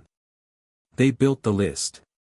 It was long and specific and covered everything from formal diplomatic notifications to the 16 compact nations, to the legal preparation for Hermione to speak in Harry's name at the preliminary procedural sessions, to the intelligence gathering on the current ICW power structure, to the question of what to do about Voldemort's operations specifically and the case for sovereign authority to act across borders. They were 2 hours into it when Neville said, "There's someone at the gate." He'd been nearest the window and glanced out at the courtyard, and his voice was even, but the evenness had that particular quality of someone keeping a reaction contained. Harry stood and looked. There was a figure at the iron gate. Not attempting to enter, standing outside the ward boundary with the deliberate stillness of someone who knew exactly where the boundary was and had chosen to stand at it rather than touch it. Dark robes. No visible features from this distance, just the shape of a person who was absolutely not moving by accident. Harry walked out of the great hall and across the courtyard and through the gates without hesitation. "Don't," Neville started. "It's fine," Harry said. "Stay here." He went through the gate and stopped 6 feet from the figure. Up close, the face was exactly like the sketch in the French aura file, and the eyes were exactly as careful, and the feeling of standing in front of something that had been alive for 1200 years had a specific quality that Harry catalogued and set aside as information he'd use when needed. "Lord Voss," Harry said. "Lord Potter." The voice was deep and even and genuinely old in a way that had nothing to do with roughness or frailty. Sovereign Potter, perhaps, now. Something in the face that might have been dry appreciation. "I wanted to see you." "You could have made an appointment," Harry said. A pause. "That is not how I typically operate." "I know," Harry said. 9 centuries of operating through proxies and intermediaries and never showing your face." He looked at him steadily. "You're showing it now." "Why?" The old eyes studied him. Not hostile, assessing, in the same way Harry had seen Dumbledore assess him, but older, more patient, and with a quality underneath it that Harry was working to identify. It wasn't quite anger. It was more like something that had been waiting long enough that it had gone past anger into a kind of terrible philosophical persistence. "You are not what I expected," Voss said. "People keep saying that," Harry said. "What did you expect?" A young man confused by power. Overwhelmed. Reaching for guidance. He paused. "Someone manageable." "No," Harry said. "No," Voss agreed, and something in his face moved with what Harry thought was genuine acknowledgement. "Your bloodline makes you resistant to management." All 37 of them, combined, the compact was designed to produce exactly that quality. I should know. I spent 9 centuries making sure it never did. But now it has, Harry said. But now it has. He folded his hands, a gesture so old and habitual that it probably predated most of what was currently standing in the courtyard behind Harry. I would like you to understand my position. I'd like that too, Harry said, honestly. I understand the recorded history. What I don't understand is why. The compact, Voss said, was created with good intentions by my sister and people who genuinely believed that concentrated sovereignty would protect the magical world. They were idealists. I was not. His voice was entirely level. I watched Rome. I watched what concentrated power produces over centuries when the checks on it are removed. The compact's protections, your protections, are very good. But they are not perfect. And I have spent 9 centuries watching what happens when they fail. The people your counter-covenant killed, Harry said. The 4 bloodlines that died out. The disruptions during Grindelwald. That's what protecting the magical world looks like to you. A silence. Longer than the previous ones, and different in quality. I am not proud of every action taken in my name, Voss said. The counter-covenant, over 12 centuries, has made decisions that my sister would have, that I would not have sanctioned. He paused. Organizations outlive their founders' intentions. I know this better than most. So control them better, Harry said. Or disband them. I have been attempting to do exactly that for 40 years, Voss said, with the first edge that had come into his voice, and the edge was not anger. It was frustration, which was somehow more human and more alarming. There are elements of the counter-covenant that I no longer direct. That have their own leadership and their own purposes. Some of them are connected to the man you know as Voldemort. He looked at Harry directly. I am here because I think you should know that. And because I think, for the first time in 9 centuries, the convergence has produced someone who might actually be right about what the compact is for. Harry stood on the moor road outside his castle and looked at a 1200-year-old man who had spent the better part of a millennium fighting what Harry now was, and who had just said something that might have been the most honest thing anyone had said to him since the summer started. You could come inside, Harry said. And explain all of that to my council. Voss looked at the gate. At the keep beyond it. You would admit me, he said. You came to the gate instead of attacking, Harry said. You told me things you didn't have to. You're either being genuine or you're very good at performing genuine, and I'm going to treat you as genuine until you give me a concrete reason not to. He looked at Voss steadily. But if you come inside, you come as someone with honest intentions. This isn't a place where games get played. The old eyes were very still. No, Voss said slowly, looking up at the keep. No, I don't think it is. He came through the gate. Inside the great hall, the reactions were exactly what Harry expected. Hermione's face went through recognition to alarm to professional containment in about 2 seconds, Neville's hand moved toward his wand and then deliberately didn't complete the movement, and Fleur looked at the figure that walked in and said, in French, something that was probably impolite, and then switched to English and said, You are Aldrich Voss. Yes, said Voss. The French Auror office has a file on you. I know, he said. I reviewed it last year. They've missed several things. Fleur looked at Harry. He came to the gate, Harry said. He told me about the Counter-Covenant's Voldemort connections. He says there are elements operating outside his direction. He looked at Voss. Tell them what you told me. All of it. Voss sat at the great hall table, the absurdity of a 1200-year-old man in a 3-century-old castle accepting a chair from a 15-year-old and beginning to talk, carefully and honestly, about the last 40 years of an ancient conspiracy was not lost on Harry, and he suspected it was not lost on Voss either, and for 2 hours he talked, and the council listened, and by the end of it they had something that hadn't existed 90 minutes ago, a picture of the actual threat. Not Voldemort as a standalone figure, but Voldemort as one piece of a structure, the Counter-Covenant's most recent destabilization project, resourced and supported by faction members who determined that a dark war was the most efficient way to prevent the convergence. Voldemort didn't know the full scope of it. He thought he was using old dark families for his own power base. He was also being used by something older than himself, which Harry suspected Tom Riddle would find deeply offensive if he ever found out. The ICW session, Fleur said. Are there Counter-Covenant representatives among the member nations' delegations? At least 6, Boss said. I can identify them. Will you? Harry asked. The old careful eyes looked at him. Yes, Boss said. Then you're useful, Harry said. And I'd rather you be useful inside the circle than outside it where I have to watch 2 directions at once. Hermione put her quill down. Harry.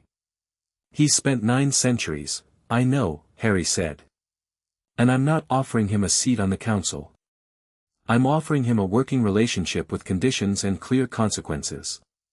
He looked at Voss. If you give me reason to doubt you, I will act on that doubt immediately and completely. I have 37 houses and a sovereign compact and no patience for being played. Are we clear? Voss looked at him with the oldest eyes Harry had ever met, and said, You sound like your grandfather's grandmother. She was one of the few people I ever genuinely feared. Good reference point, Harry said. Are we clear? We are clear, Voss said. The fire burned. The rain had reached the keep now, pattering against the high windows in the irregular rhythm of Scottish weather, and the great hall held its warmth against it. The Sovereign's Court. 4 people formally named to it, 1 ancient enemy provisionally working alongside it, and outside the weather doing what weather does to old stone, running off it, leaving it standing exactly as it was. Harry looked around the table. At Hermione writing in her notebook, already incorporating Voss's intelligence into the ICW preparation. At Neville, who had his hand off his wand now and was asking Voss a direct question about the Counter-Covenant's documented operations with the careful precision of a witness house representative who understood that accurate record mattered. At Fleur, who was in quiet, rapid conversation with Voss in French, he was answering in kind, and her expression was the expression of someone receiving information that was reorganizing their understanding of something they'd thought they understood. 2 weeks until the ICW. Somewhere in the dark corners of Europe, Tom Riddle was building his power on a foundation that someone else had partly built, for purposes he didn't know about. Somewhere in the structures of the International Confederation of Wizards, 6 people were preparing to oppose the Sovereign Compact for reasons that went back 12 centuries. And somewhere in the bones of a Scottish castle that had been waiting 300 years to be useful, something old and structural was fully awake. Harry thought about his father's letter. Build something. He was building it. Chapter 4, Old Fires. The attack came on a Sunday, which Harry would later reflect was a deeply inconsiderate choice of day. They'd been at the keep for a week. The routine had settled into something functional and surprisingly pleasant, mornings on the ICW preparation, afternoons on the broader strategic picture, evenings that occasionally turned into genuine conversations rather than working sessions, the kind that happen when people who are good at their work start to trust each other enough to talk about other things. Neville had gotten the kitchen garden producing again, which nobody had asked him to do but which had resulted in fresh herbs appearing in meals with a consistency that improved everything. Hermione had commandeered the library and was averaging 6 hours a day in it, emerging periodically with things she'd found that changed the shape of some piece of their planning.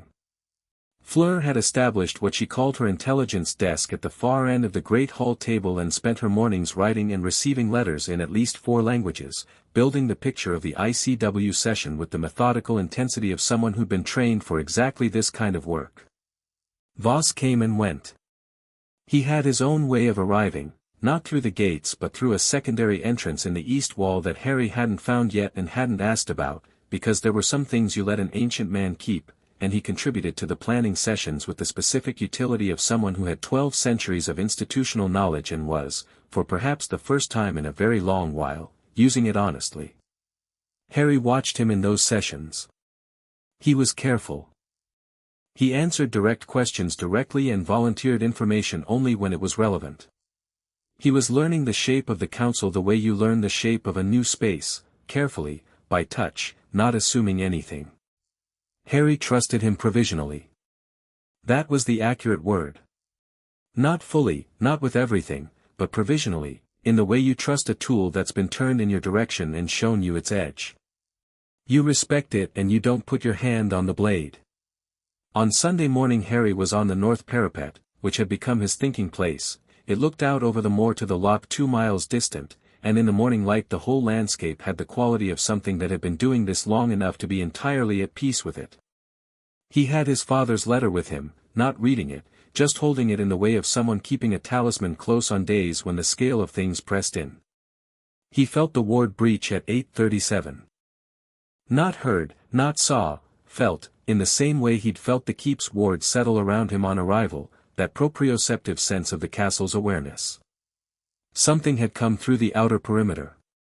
Not through the gate, not through Voss's east wall entrance. Through the south wall, at a point where the old stones had a hairline structural irregularity that the wards had always compensated for, a compensation that had just been specifically, surgically exploited. Someone had studied these wards from outside for long enough to find that exact point. Harry moved off the parapet at a pace that wasn't quite running but was everything before running, his wand in his hand before he'd consciously reached for it, taking the internal stairs 3 at a time. He hit the ground floor corridor and sent his Patronus, the stag moving silently through the stone corridors with silver light, to find the others, and then he went toward the breach point rather than away from it. The south wing was 3 rooms, a former armory, a storeroom, and a narrow corridor connecting them to the main body of the keep. Harry came through the armory doorway and there were 4 of them, dark robes, no identifying marks, wands already drawn, and the first one cast before Harry had fully cleared the door frame, a cutting hex that took a chunk out of the stone beside his shoulder. "Nice try," Harry said, and ended that conversation. He wasn't restrained about it. He'd made a decision about that at some point in the last 2 weeks, a quiet decision that had clarified itself somewhere between the Gringotts session and Sunday morning. The people who were coming for him were not confused or misguided or in need of careful handling. They were people who had made a choice, and they had come into his home, and he was going to respond accordingly. The first attacker went down with a full-body bind combined with a concussive charm that Harry had learned from a dueling text in the Corvinus library. It was 400 years old and somewhat dramatically written, but the spellwork was genuinely excellent. The second cast 3 things in rapid succession, which was impressive technically, and Harry deflected 2 and took the third, a stinging jinx that caught his left forearm, and responded with something from his 4th year that he'd been working on, a combination spell that he'd never had reason to use before and that worked better than he'd expected, dropping the second attacker with the particular completeness of someone who would not be getting up without help. The third and fourth came together, which suggested training, professional training, the coordinated kind, and Harry moved sideways and let their joint attack go past him, feeling the displaced air of something that would have been very unpleasant, and then did 2 things at once. His wand work had always been more intuitive than technical, the way some people are better at conversations than at planned speeches, and in a moment it produced something clean and efficient. The third attacker hit the wall and stayed there, held by a charm that Hermione had designed 3 days ago while exploring the keep's original ward architecture, and the fourth turned to run. Harry let the fourth get to the doorway and then said, calmly, Petrificus totalis, and the fourth attacker went down in the corridor like a felled tree. He checked all 4 in order, still breathing, nothing life-threatening, thoroughly incapacitated. He took their wands. He looked at their faces and found that he didn't recognize any of them, which was information. They were operatives, not known dark family members, the kind of people you use when you want outcomes without obvious attribution. Neville arrived 30 seconds later, wand out, moving quickly, took in the 4 people on the floor, and looked at Harry. "You all right?" he asked. "Minor stinging jinx," Harry said. "I'm fine."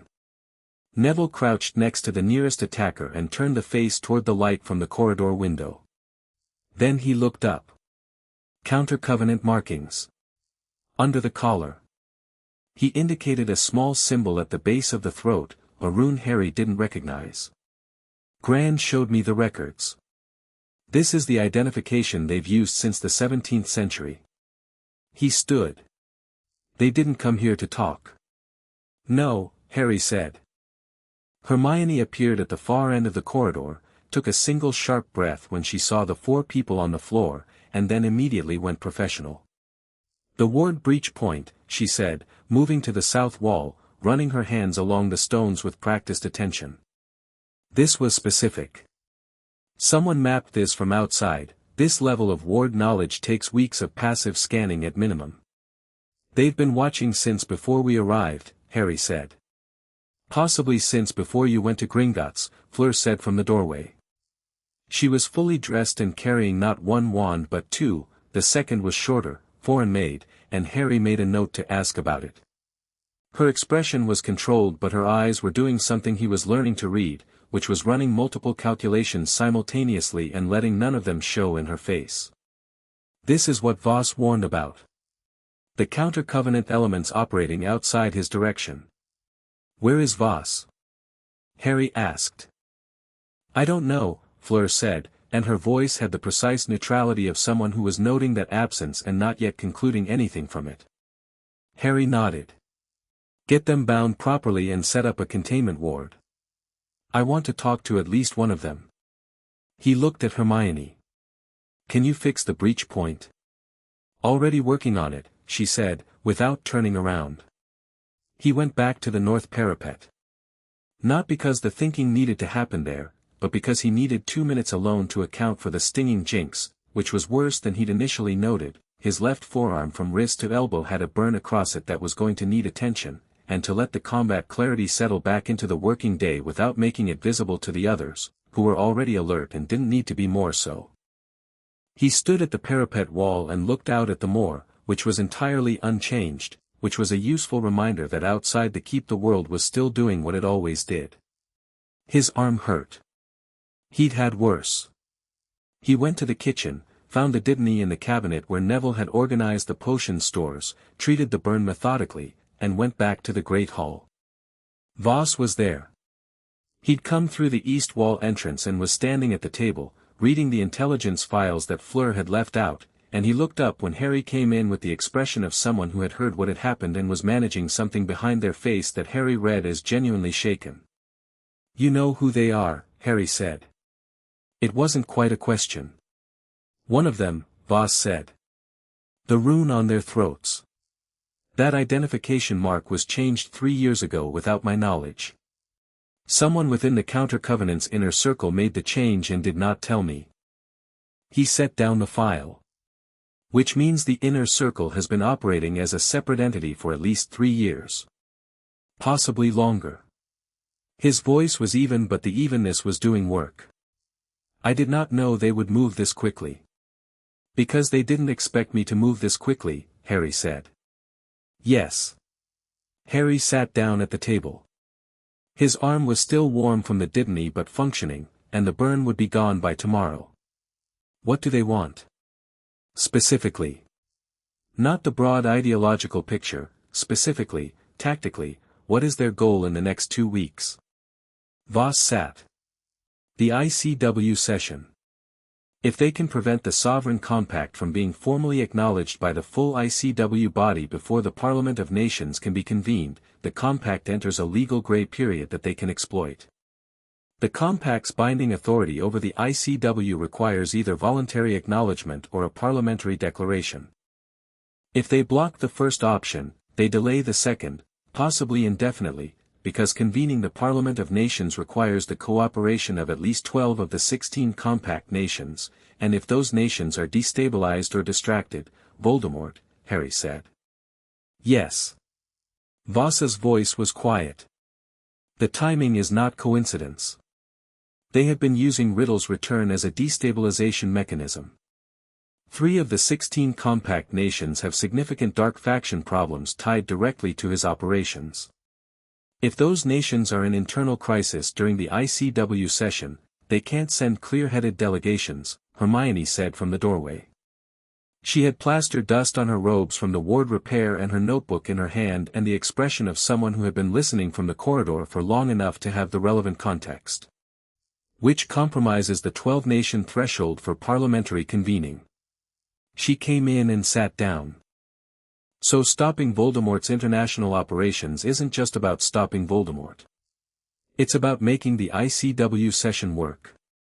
Which is why I need to act on those operations before the session, Harry said. You have the authority, Fleur said from the other door. Under the Sovereign Compact, cross-border action against threats to the Compact's signatory nations doesn't require individual national permission. You can act unilaterally. I know, Harry said. I wasn't going to ask permission. Neville came in last, having secured the 4 attackers in the armory with a ward structure he'd set up himself. He sat down, brushed stone dust from his hands, and said, I'd like to talk to the one I recognized. Everyone looked at him. The one in the blue-gray robes, he said, evenly. His name is Marcus Pruitt. He's a second cousin on my mother's side. He kept his voice level through that sentence with visible effort. I want to talk to him. Harry looked at him for a moment. Do you want me there? No, Neville said. I want to do it myself. Then do it yourself, Harry said. Tell me what you find out. Neville went. The rest of them sat at the table, and the planning session that followed had a different quality than previous ones, sharper, more specific, the kind of focus that comes when the threat has moved from theoretical to concrete. Fleur's intelligence on the 3 destabilized compact nations was good, and Voss's knowledge of counter-covenant operational structure filled in gaps she hadn't been able to close through her official channels. Hermione built the picture in real time, her notes becoming a connected map of operations, names, timelines. The Eastern European Network, Fleur said. Voldemort's primary recruitment base. 2 of the 3 destabilized nations are in that network. If his operations in that region were disrupted, how disrupted, Harry said. She looked at him. Significantly disrupted. I can be in Vienna by tomorrow morning, Harry said. The Austrian Magical Authority is a compact signatory, I have jurisdiction. Voss. He looked at the old man. The counter-covenant contact in the Austrian delegation. Name. Voss gave it. Hermione, can you draft a sovereign authority order for action in the Austrian jurisdiction? Reference to Article 9 of the Compact, cross-border threat response. Already drafting it, she said. I'm coming with you, Neville said from the doorway. He'd come back from the armory looking like someone who had just had a hard conversation and come out of it clarified. His expression had the specific quality of someone who has taken something difficult and converted it into resolution. Marcus told me enough. There are 11 counter-covenant operatives embedded in the Austrian magical community. They've been facilitating Riddle's recruitment for 2 years. What did you offer him? Harry asked. Honest treatment, Neville said. I told him that if he cooperated completely, his case would go before the Wiesengemot with a full accounting rather than a minister-managed summary, and that the difference between those 2 things was significant. He met Harry's eyes. He believed me. Good, Harry said. Because it's true. Fleur stood up. I'm also coming. Harry opened his mouth. I am the international liaison, she said, with the quiet certainty of someone who has already decided and is merely informing. Vienna involves at least 3 national jurisdictions. You need someone who speaks 4 languages and has standing in all of them. That is me. She looked at him steadily. Don't argue. Harry didn't argue. He went to find his traveling robes. Vienna's magical district existed in the gaps between the first and second districts of the city, accessible through an archway in a courtyard off the Graben that any number of tourists walked past daily without any awareness of what was on the other side. Harry had never been to Vienna. He stepped through the archway at 7 in the morning and found himself in a street of considerable architectural beauty, lower than the grand public buildings outside but possessed of the specific elegance of a city that had been building things for a very long time and had gotten quite good at it. The Austrian Magical Authority's headquarters was on the 3rd floor of a building that appeared, from the outside, to be a traditional Viennese coffeehouse and, from the inside, was a fully operational magical government office with the slight air of a place that had made peace with the contradiction. The duty officer at the reception looked up when Harry, Neville, and Fleur walked in, registered Harry's face through the international recognition process that apparently worked across borders, and said something in German that Fleur translated as, "He says the director has been expecting you since the Gringotts notification." "Good," Harry said. "Let's not waste her time." Director Kaufman was a compact woman in her 50s who had the demeanor of someone who had been running a national magical authority for 15 years and had therefore encountered most things and developed an efficient response to all of them. She looked at Harry across her desk with the direct assessment that Harry was coming to recognize as the common quality of people worth working with, not wary, not obsequious, just calibrating. "Sovereign Potter," she said, in precise English. "I have been briefed on the compact. Austria recognizes its obligations." She folded her hands. "I understand you're here about the Riddle Network." "I am," Harry said. "I have 11 names. I'd like to discuss the procedure for simultaneous action against all of them." Kaufman looked at Fleur. "French Ministry Liaison. Fleur Delacour. I'm the Sovereign Council's International Liaison, currently." She placed her credentials on the desk, both sets, the French Ministry ones and the new Sovereign Council appointment parchment, with the Gringotts seal and the formal language of Harry's declaration. Kaufman read the second one with care. "Simultaneous action," she said. "You're asking for a coordinated operation." "I'm authorizing a coordinated operation," Harry said, with the courtesy of someone who is being precise about language. Under Article 9 of the Sovereign Compact, the sovereign may direct cross-border threat response in signatory nations without requiring national authorization, provided the action is disclosed to national authorities before or during the operation. "I'm disclosing before." Kaufman looked at him for a moment. Her expression was not hostile, but it was the expression of a woman measuring the distance between what she'd understood authority to look like and what was currently sitting in her office. "You're 15, she said. "Yes," Harry said. "Do you want to verify the compact documentation, or shall we move forward?" She looked at the parchment again. Then she put it down. "What do you need from my office?" "Local knowledge," Harry said. "My information on the 11 operatives is good but not current. Your Aurors have been watching this network. I need a current status update on locations and activity." He paused. "I also need to know if any of your Aurors are compromised." Voss identified a counter-covenant contact in your delegation to the ICW. "I don't know if that connection extends internally." Kaufman's eyes went sharp. "Who?" Harry gave her the name. Something shifted in her face, not surprise but the particular grim acknowledgement of someone whose suspicion has just been confirmed. "He's been on administrative leave for 6 weeks, she said. "We had concerns but not evidence." "Now you have a source," Harry said. "I'll arrange for the testimony to be provided formally." "You want my Aurors to conduct the simultaneous arrests," Kaufman said. "Your Aurors, with our oversight," Harry said. "It needs to be an Austrian operation, officially. If I conduct it personally it becomes a unilateral foreign intervention and it gets messier than it needs to be. You get the credit, the network gets disrupted, and the ICW delegation you send in 2 weeks goes without the counter-covenant operative in it." Kaufman looked at him for a long moment. "You've done this kind of planning before?"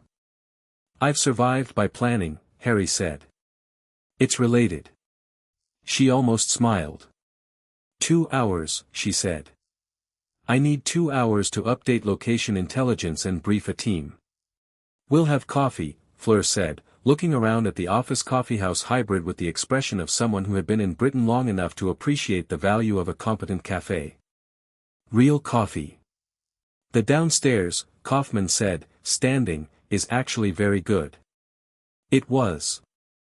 Harry and Neville sat at a small table by the window with coffee and something pastry adjacent that Neville ate with the serious appreciation of someone who'd been cooking with fresh herbs for a week and understood food now in a new way, and Harry watched Vienna's magical street do its morning business outside the window, different from Diagon Alley, more formal in its architecture and more international in its population, the street signs in 3 languages, and thought about the 11. Names in his pocket and what it meant that he could be here, doing this, at 15. The Pruitt family, Harry said, keeping his voice low. Your mother's side. Neville wrapped his hands around his coffee cup. My mum grew up with Marcus's mother. They were close, before everything. He was quiet for a moment. He said he got into the counter-covenant through an old family connection. Didn't understand the full picture until he was already in too deep. He looked at Harry. I believe him. He's not a committed ideologue. He's someone who made a bad choice and then kept making worse ones because it felt like there was no way back. There's a way back if he cooperates, Harry said. That's what I told him. Neville looked out the window. I keep thinking about how many people are in that position. Not the Voss faction, not the true believers, just people who got pulled into something and don't know how to get out. That's a political problem, Harry said. For after the immediate crisis. When there's a structure in place to actually address it. He looked at Neville. But it's the right thing to think about. Keep thinking about it. Neville looked back at him with the expression he'd had since Monday, the clarified one, the one that had been arriving for 4 years and had finished arriving sometime in the last week. You know, he said, when I got your letter, I thought this was going to be, I don't know, an adventure. Something that happened and then ended. It's not ending, Harry said. No, Neville agreed. But I think I knew that when I got on the port key. He picked up his coffee. Gran said, when she sent me, she said the Longbottom Witness House has been waiting for this moment since the convocation. She said my parents would have been, he stopped. Started again. She said they would have been proud. Harry said nothing. He let the sentence stand where Neville had put it, in the warm morning air of a Vienna coffeehouse, fully acknowledged and fully respected. After a moment Neville said, What's Fleur doing? Harry looked across the coffeehouse. Fleur was at the counter, in rapid conversation with Kaufmann's assistant, and from the way the assistant's posture had changed, from professional reserve to active engagement, she was either extracting extremely useful information or had made a significant ally in the last 4 minutes. Working, Harry said. She's very good, Neville said, in the tone of someone noting a fact. She really is, Harry said, in the tone of someone noting the same fact and an additional one. The operation went at 10 in the morning, simultaneous raids on 11 locations across Vienna's magical and Muggle-adjacent districts, conducted by Kaufmann's Aurors with Harry, Neville, and Fleur in 3 of the 11 teams. Harry took the most complex target, a warehouse in the 4th district that Kaufmann's updated intelligence identified as the network's primary coordination point, where 4 of the 11 operatives were based and which had enough magical defenses to require a senior Auror team and 1 person who could authorize override of the compact's protective wards without a court order. Harry authorized the override at the ward boundary and felt the defenses come down the way you feel a held breath release, and went in with the Auror team in the specific focus state of someone who has done this before and knows that the first 10 seconds are when everything is decided. It was over in 4 minutes. 11 arrests, no casualties, 6 crates of materials that Kaufmann's forensics team identified as recruitment documentation, communication records, and, in the warehouse's back room, a detailed map of Riddle's Eastern European network with annotations in at least 3 different hands. It was, Fleur said, looking at the map, probably the most useful piece of intelligence the international community had obtained on Riddle's operations since his return. Can we copy this? Harry asked Kaufmann. You authorized the override, Kaufmann said. The materials are technically recovered under sovereign compact authority. You can have whatever you need. We want originals, Fleur said, looking at Harry. We want originals, he agreed. They were back at the keep by late afternoon, the map and the documentation secured in the Corvinus Library's warded section, Kaufmann's preliminary report filed through Gringotts' secure communication channel, and the day had the quality of something that had been done well and completely, the specific satisfaction of a thing that needed to happen having happened. Voss was in the great hall when they returned. He looked at the 3 of them, travel-worn, slightly singed around the edges in Harry's case, Fleur with her jaw set in the expression of someone who had been operating at full capacity all day and was still fully running, and then he looked at the documentation under Fleur's arm, and his expression did something that Harry was starting to be able to read. "You've been to Vienna," he said. 11 arrests, Harry said. Kaufmann's orders. Clean operation. Voss was quiet for a moment that had weight to it. "The network that took me 6 years to identify from outside," he said. "You dismantled it in 14 hours, Fleur said, setting the documentation on the table. "From decision to completion." "The Compact's authority makes things faster," Harry said. He sat down. He was tired in the clean way of someone who'd used themselves fully. "What's the status on the ICW prep?" "Hermione has been in the library for 9 hours, Voss said. She has found 3 documents in the Corvinus archive that she describes as, I believe her exact words were, legally devastating for anyone trying to challenge the Compact's validity." "Good," Harry said. "What else?" "A letter arrived from Dumbledore," Voss said, sliding it across the table. "He knows about Vienna.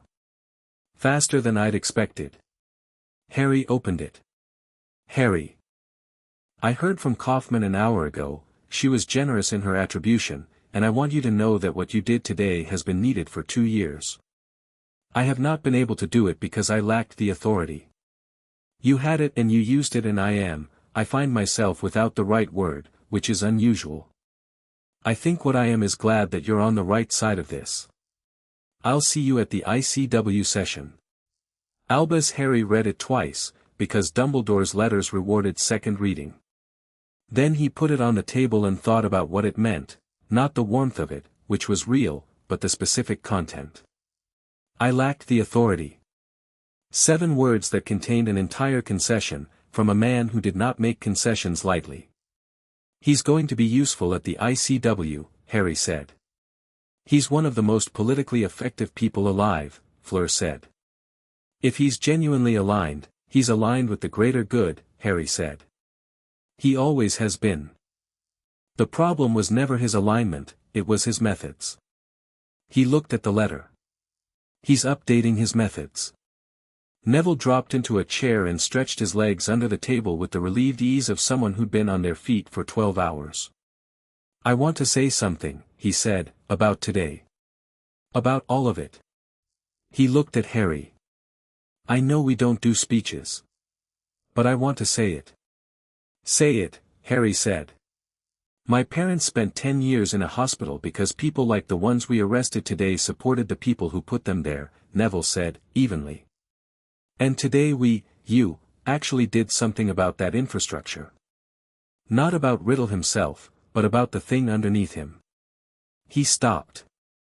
"That matters. That matters a lot." The fire was going. Outside, the moor was doing its evening thing, the light going gold and horizontal across the heather, the loch in the distance catching it and throwing it back. The keep held its warmth against the coming night with the ease of something that had been doing it for a very long time. Harry thought about infrastructure. About the thing underneath Riddle, and the thing underneath the Counter-Covenant, and the deeper structure that had allowed both to exist in the shadows of a magical world that had built its institutions around protecting the status quo rather than the people in it. He thought about Neville's parents. He thought about his own. "Tomorrow," he said, "we start on the ICW session preparation in earnest. 1 week out. There are 6 Counter-Covenant delegates to identify and account for. There are 28 non-compact nations to read and approach. There are arguments to build and alliances to make. And Riddle's people will try something else," Fleur said. "Now that Vienna is gone, they'll escalate." "Probably," Harry said. "Does that concern you?" Voss asked. He was looking at Harry with the assessing attention he'd been developing over the last week, not the careful study of an opponent, but the different attention of someone trying to understand something that keeps being different from what they expected. Harry thought about it honestly. "Yes," he said. "I'd be an idiot not to be concerned. But concerned is different from deterred." He looked around the table. "They can escalate. We'll handle it. That's what we do. Voss was quiet for a moment. Then, with the voice of someone who has said very few things in 12 centuries that genuinely surprised them, your sister, Covenant Keeper Aldris, she was the most formidable person at the first convocation. She designed the compact because she believed in it absolutely, and she built it to last because she had to be right. He looked at Harry. She would have been infuriating to argue with. High praise, Neville said. Intended as such, said Voss. Outside, the gold light went off the heather as the sun dropped below the ridge, and the keep's lights came on automatically, amber and warm, the enchanted stones in the walls doing what they'd been doing for 300 years, keeping the dark manageable. The great hall filled with that light and the smell of whatever Neville had put on in the kitchen, and the map of Riddle's Eastern European network sat in the warded library getting slowly decoded by a forensics process Hermione had set up before she'd gone to bed, and somewhere in the machinery of the International Confederation of Wizards, the delegations for the emergency session were packing their papers and preparing to travel. 1 week. Harry poured himself a glass of water and thought about old fires, the ones his enemies had banked for centuries, believing no one would ever come along to properly address them. And the ones his own bloodlines had kept burning, through dark years and disrupted generations, and the long, slow patience of people who'd built something meant to last. He thought it was probably time to let those fires do what fires were made to do. Light things up. Chapter 5. The Parliament of Nations. Geneva in September had the quality of a city that had been hosting important meetings for so long that it had developed a mild immunity to their drama. The lake was still, the mountains were still present in the background in the way of things that had been doing that longer than anything happening at their feet, and the International Confederation of Wizards headquarters occupied a building that to Muggle eyes appeared to be a mid-century office block on the Rue de Rive, but to anyone with the sight was considerably older, larger, and more complicated, its real architecture visible only at angles that depended on what you were looking for. Harry arrived the morning before the session opened. Not with an entourage, not with any announcement, just him, Hermione, Neville, and Fleur stepping out of a ministry portkey into the Geneva magical quarter with the specific energy of people who had prepared extensively and were ready to use it. Fleur knew Geneva. She moved through the quarter with the ease of someone who'd worked here before, directing them through streets that widened and narrowed in ways that had nothing to do with their visible dimensions, past the international magical embassies that clustered around the ICW building like attentive satellites, past the cafe where, she mentioned in passing, the ICW's junior staffers ate lunch and could be a valuable source of session intelligence. "We're eating there tomorrow," Hermione said. "Obviously," Fleur said. They'd taken rooms in a small magical hotel 2 streets from the ICW, not the grand one where most delegations would be staying, which had been Hermione's deliberate choice. "You don't want to be in the same building as the people you're negotiating with the night before you negotiate," she'd said, and nobody had argued because she was right. The hotel was run by a Swiss witch of about 70 who recognized Harry with zero visible excitement and enormous logistical efficiency, which Harry found deeply refreshing.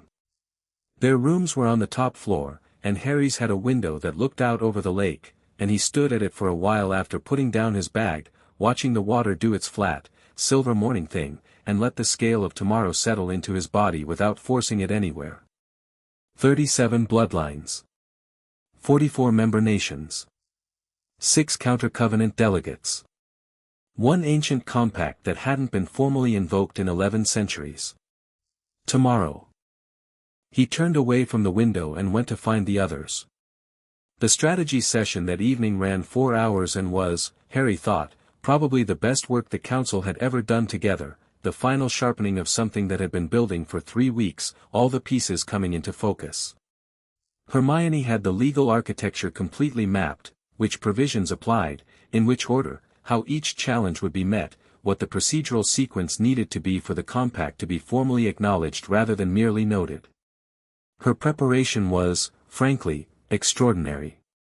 She'd found the 3 Corvinus archive documents she'd described to Voss, one of which was a legal opinion written by a 13th-century ICW predecessor body that had explicitly ruled the compact as superior in precedent to any subsequently formed international body, which was, as she'd told Voss, legally devastating. Voss had come to Geneva. He'd said, before they left the keep, that he wanted to be present, not as a participant, not with any formal role, but present. Harry had thought about it for 30 seconds and said yes, because Voss's institutional knowledge of the ICW's founding families and their current descendants was the kind of intelligence that took 12 centuries to accumulate and couldn't be replicated. The 6 delegates, Fleur said, laying photographs on the table. She'd obtained them through her French ministry channels, and each photograph had handwritten notes on the back in her precise hand. Delegate Haroun from the Egyptian Authority, old family, counter-covenant connection goes back 4 generations, currently head of the ICW's procedural committee, which means he controls the session's formal agenda. Which means he can try to delay the compact vote, Hermione said. He can try to move it to a subcommittee review, Fleur said. Which would take 6 months minimum and destroy the parliamentary convening timeline. She moved to the next photograph.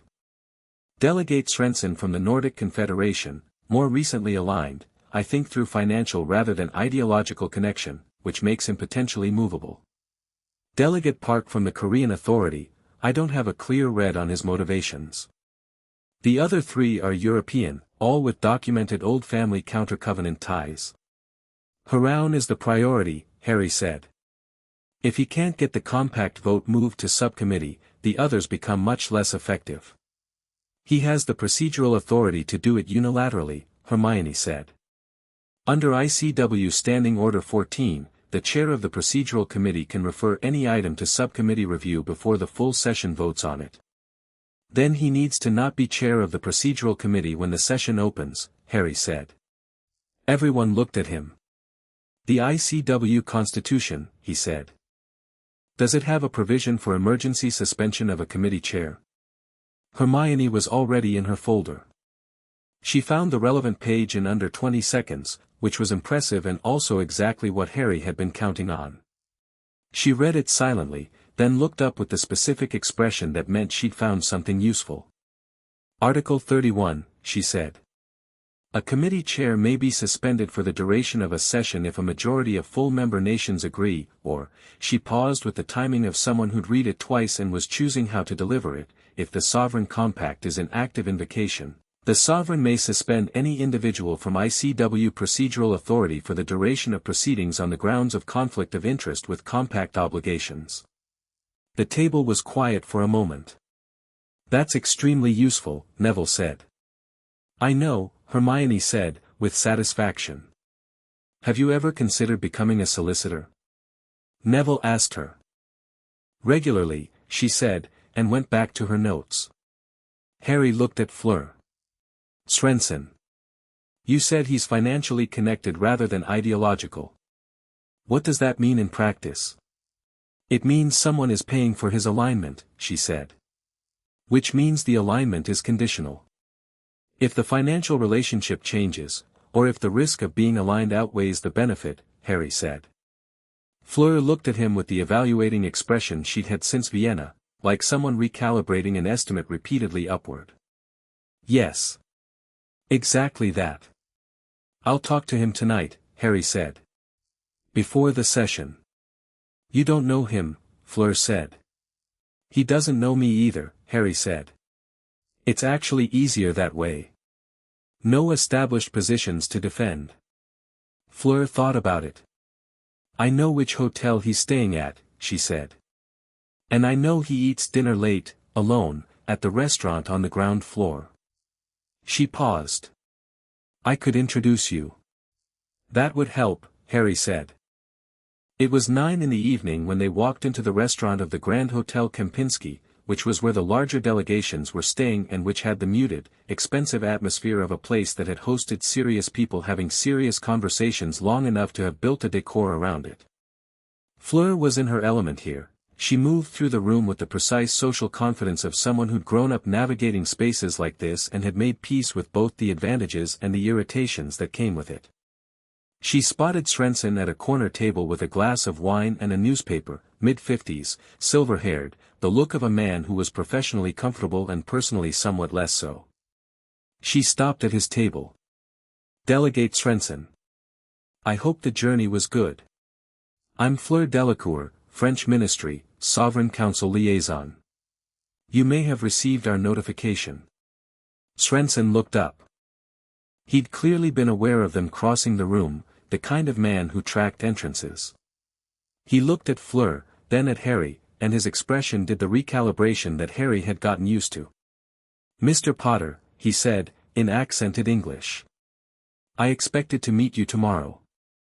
"I thought tonight was better," Harry said. "Less formal. May we sit?" Svensson gestured to the chairs across from him with the slightly wary courtesy of someone who decided that refusing would cost more than accepting. They sat. Fleur ordered wine from a passing waiter with the ease of someone who'd made a decision about that before they sat down. Harry ordered water and didn't apologize for it. "You know I'm on the procedural committee," Svensson said. He was direct in a way Harry appreciated, not confrontational, just not bothering with the warm-up. "I know a lot of things about the ICW's current structure," Harry said. "That's one of them." He looked at the delegate evenly. "I also know that your Nordic Confederation Authority received a financial grant from a private foundation 3 years ago that has a documented connection to Counter-Covenant family networks. I'm not going to pretend that information isn't available to me." Svensson was quiet for a moment. His hand around his wine glass didn't move, which was good control. "What I don't know," Harry said, "is whether you know the full picture of what the Counter-Covenant is and what it's been doing. Some of the people aligned with it are ideological. Some are circumstantial. The circumstantial ones got there through a series of individually reasonable choices that added up to something they didn't fully sign up for." "And you're offering me an exit," Svensson said flatly. "I'm offering you clarity," Harry said. "What you do with it is your decision." He looked at him. "The Sovereign Compact is going to be formally acknowledged tomorrow. The procedures are solid, the legal architecture is airtight, and there are enough Compact Nation delegates who understand the history to ensure the vote. What I'm asking you to consider is which side of that vote you want to be on, not for my benefit, but for your authorities. The Nordic Confederation has 3 Compact signatory obligations. Once the Compact is acknowledged, those obligations become active. Being on the right side of that has tangible benefits." Svensson looked at him for a long moment. He glanced at Fleur, who was watching with the neutral attention of someone who'd removed herself from the conversation and was simply witnessing it. "You're not what the Counter-Covenant briefed," Svensson said slowly. "What did they brief?" Harry asked, genuinely curious. "A confused young man being managed by Dumbledore," he said. "A symbol with no substance." "And?" Harry said. Svensson looked at his wine. "And I think their intelligence is poor," he said.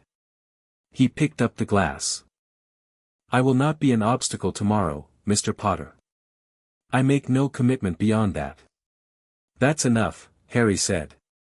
They left Svensson to his newspaper. In the street outside, the Geneva night was cool and the lake was invisible but present, its particular quality of openness felt even when not seen. 5, Fleur said quietly. 5 Counter-Covenant delegates instead of 6, Harry said. "Better odds." "Considerably." She was walking beside him with her hands in her coat pockets, and the street lamps threw their light at intervals, and in the intervals the dark was the clean dark of a city that went to bed at a reasonable hour. "You were good in there," she said. "He was reasonable," Harry said. "You made him feel like being reasonable was his own idea," she said. "That's a skill." He looked at her. "Is that what I did?" "Yes." She glanced at him sideways. "Don't pretend you didn't know." "I wasn't pretending," he said. "I genuinely find people reasonable if you treat them like they are." Fleur considered that for a moment with the expression of someone turning a stone over to see what's under it. "That is either very simple or very sophisticated," she said. "Probably both," Harry said. They walked back to their hotel in a comfortable quiet that had appeared sometime in the last 3 weeks and settled between them without announcement, the specific ease of people who have worked hard together and found that they fit.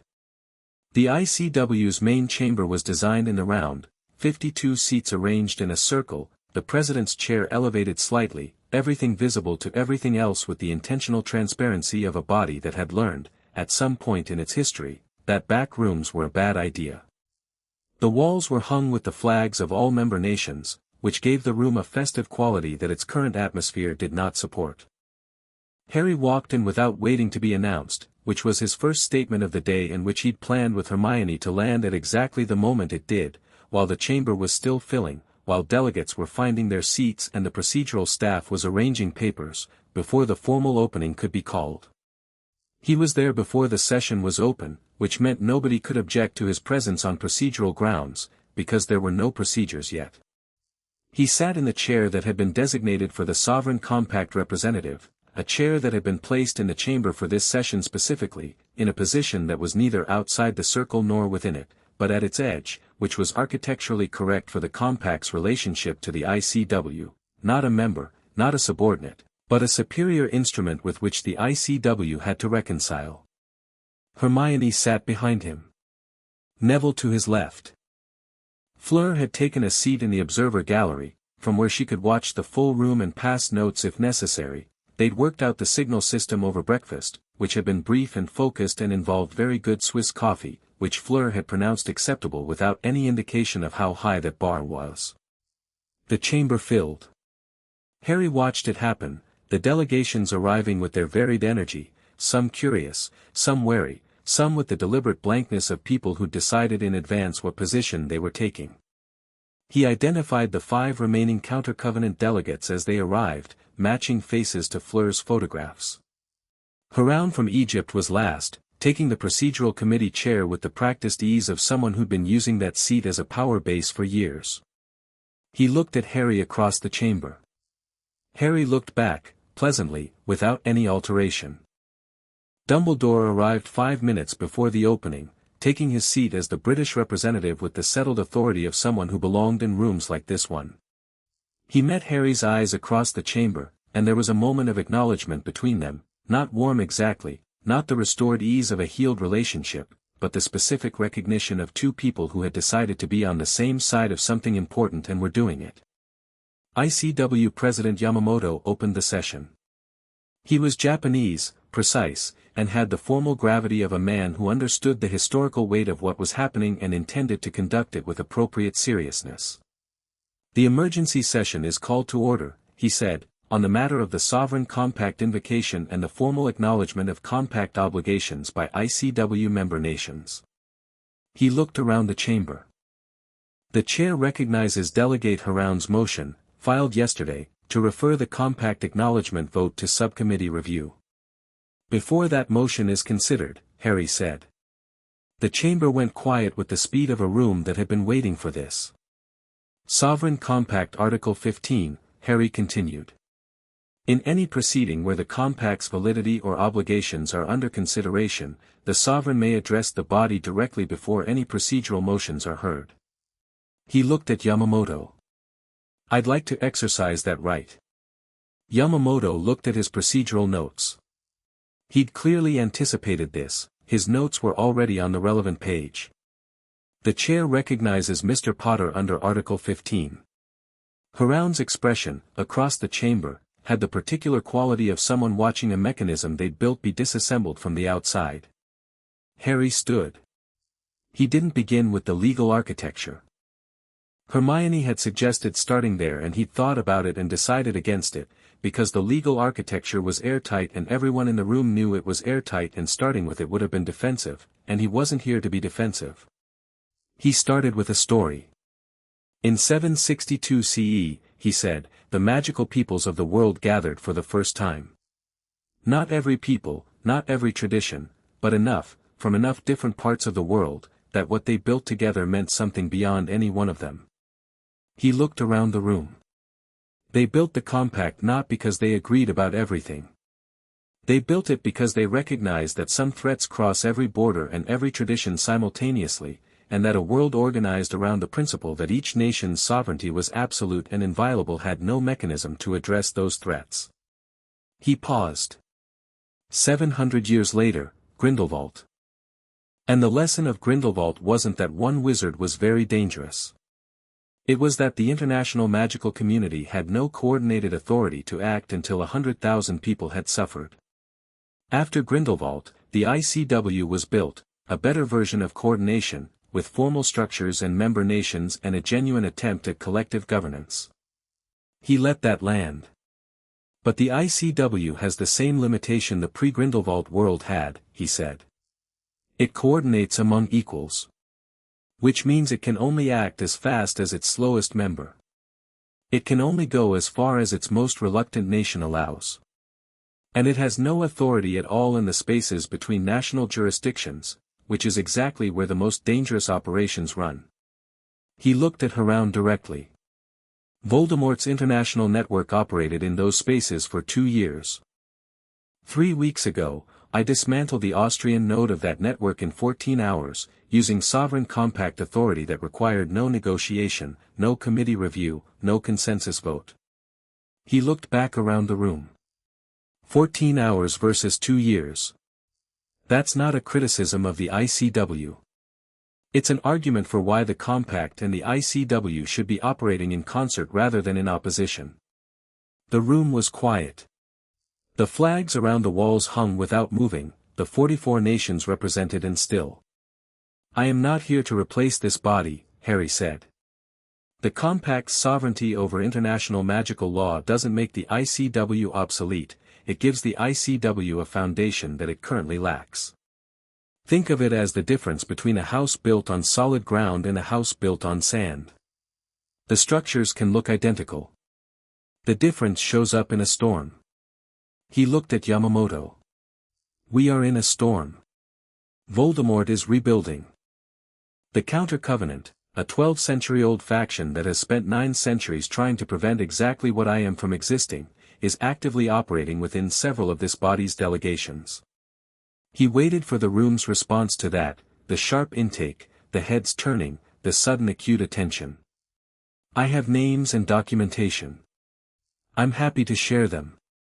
What I need from this body first is a simple acknowledgement, that the Compact is valid, that its obligations are binding, and that the 28 non-Compact nations represented here are willing to discuss what voluntary partnership with Compact authority would look like.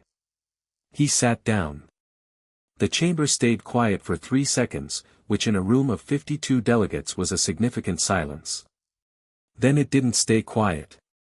Heraun's hand went up. Point of order, Article 15 concludes when the sovereign concludes, Hermione said from behind Harry, without standing, in a voice that carried clearly and precisely to every corner of the room. Mr. Potter has concluded. Points of order may now be heard. Heraun looked at her.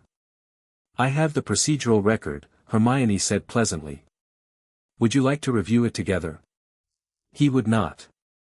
What followed was 2 hours of the most structured chaos Harry had witnessed, not genuine chaos but the operational chaos of a body with 52 members trying to simultaneously process a significant shift in its understanding of its own situation. There were motions and countermotions and procedural challenges and impassioned speeches in 8 languages and at least 2 separate incidents where delegates from historically adversarial nations found themselves on the same side of an argument, which produced expressions of mutual discomfort that Harry thought were actually promising.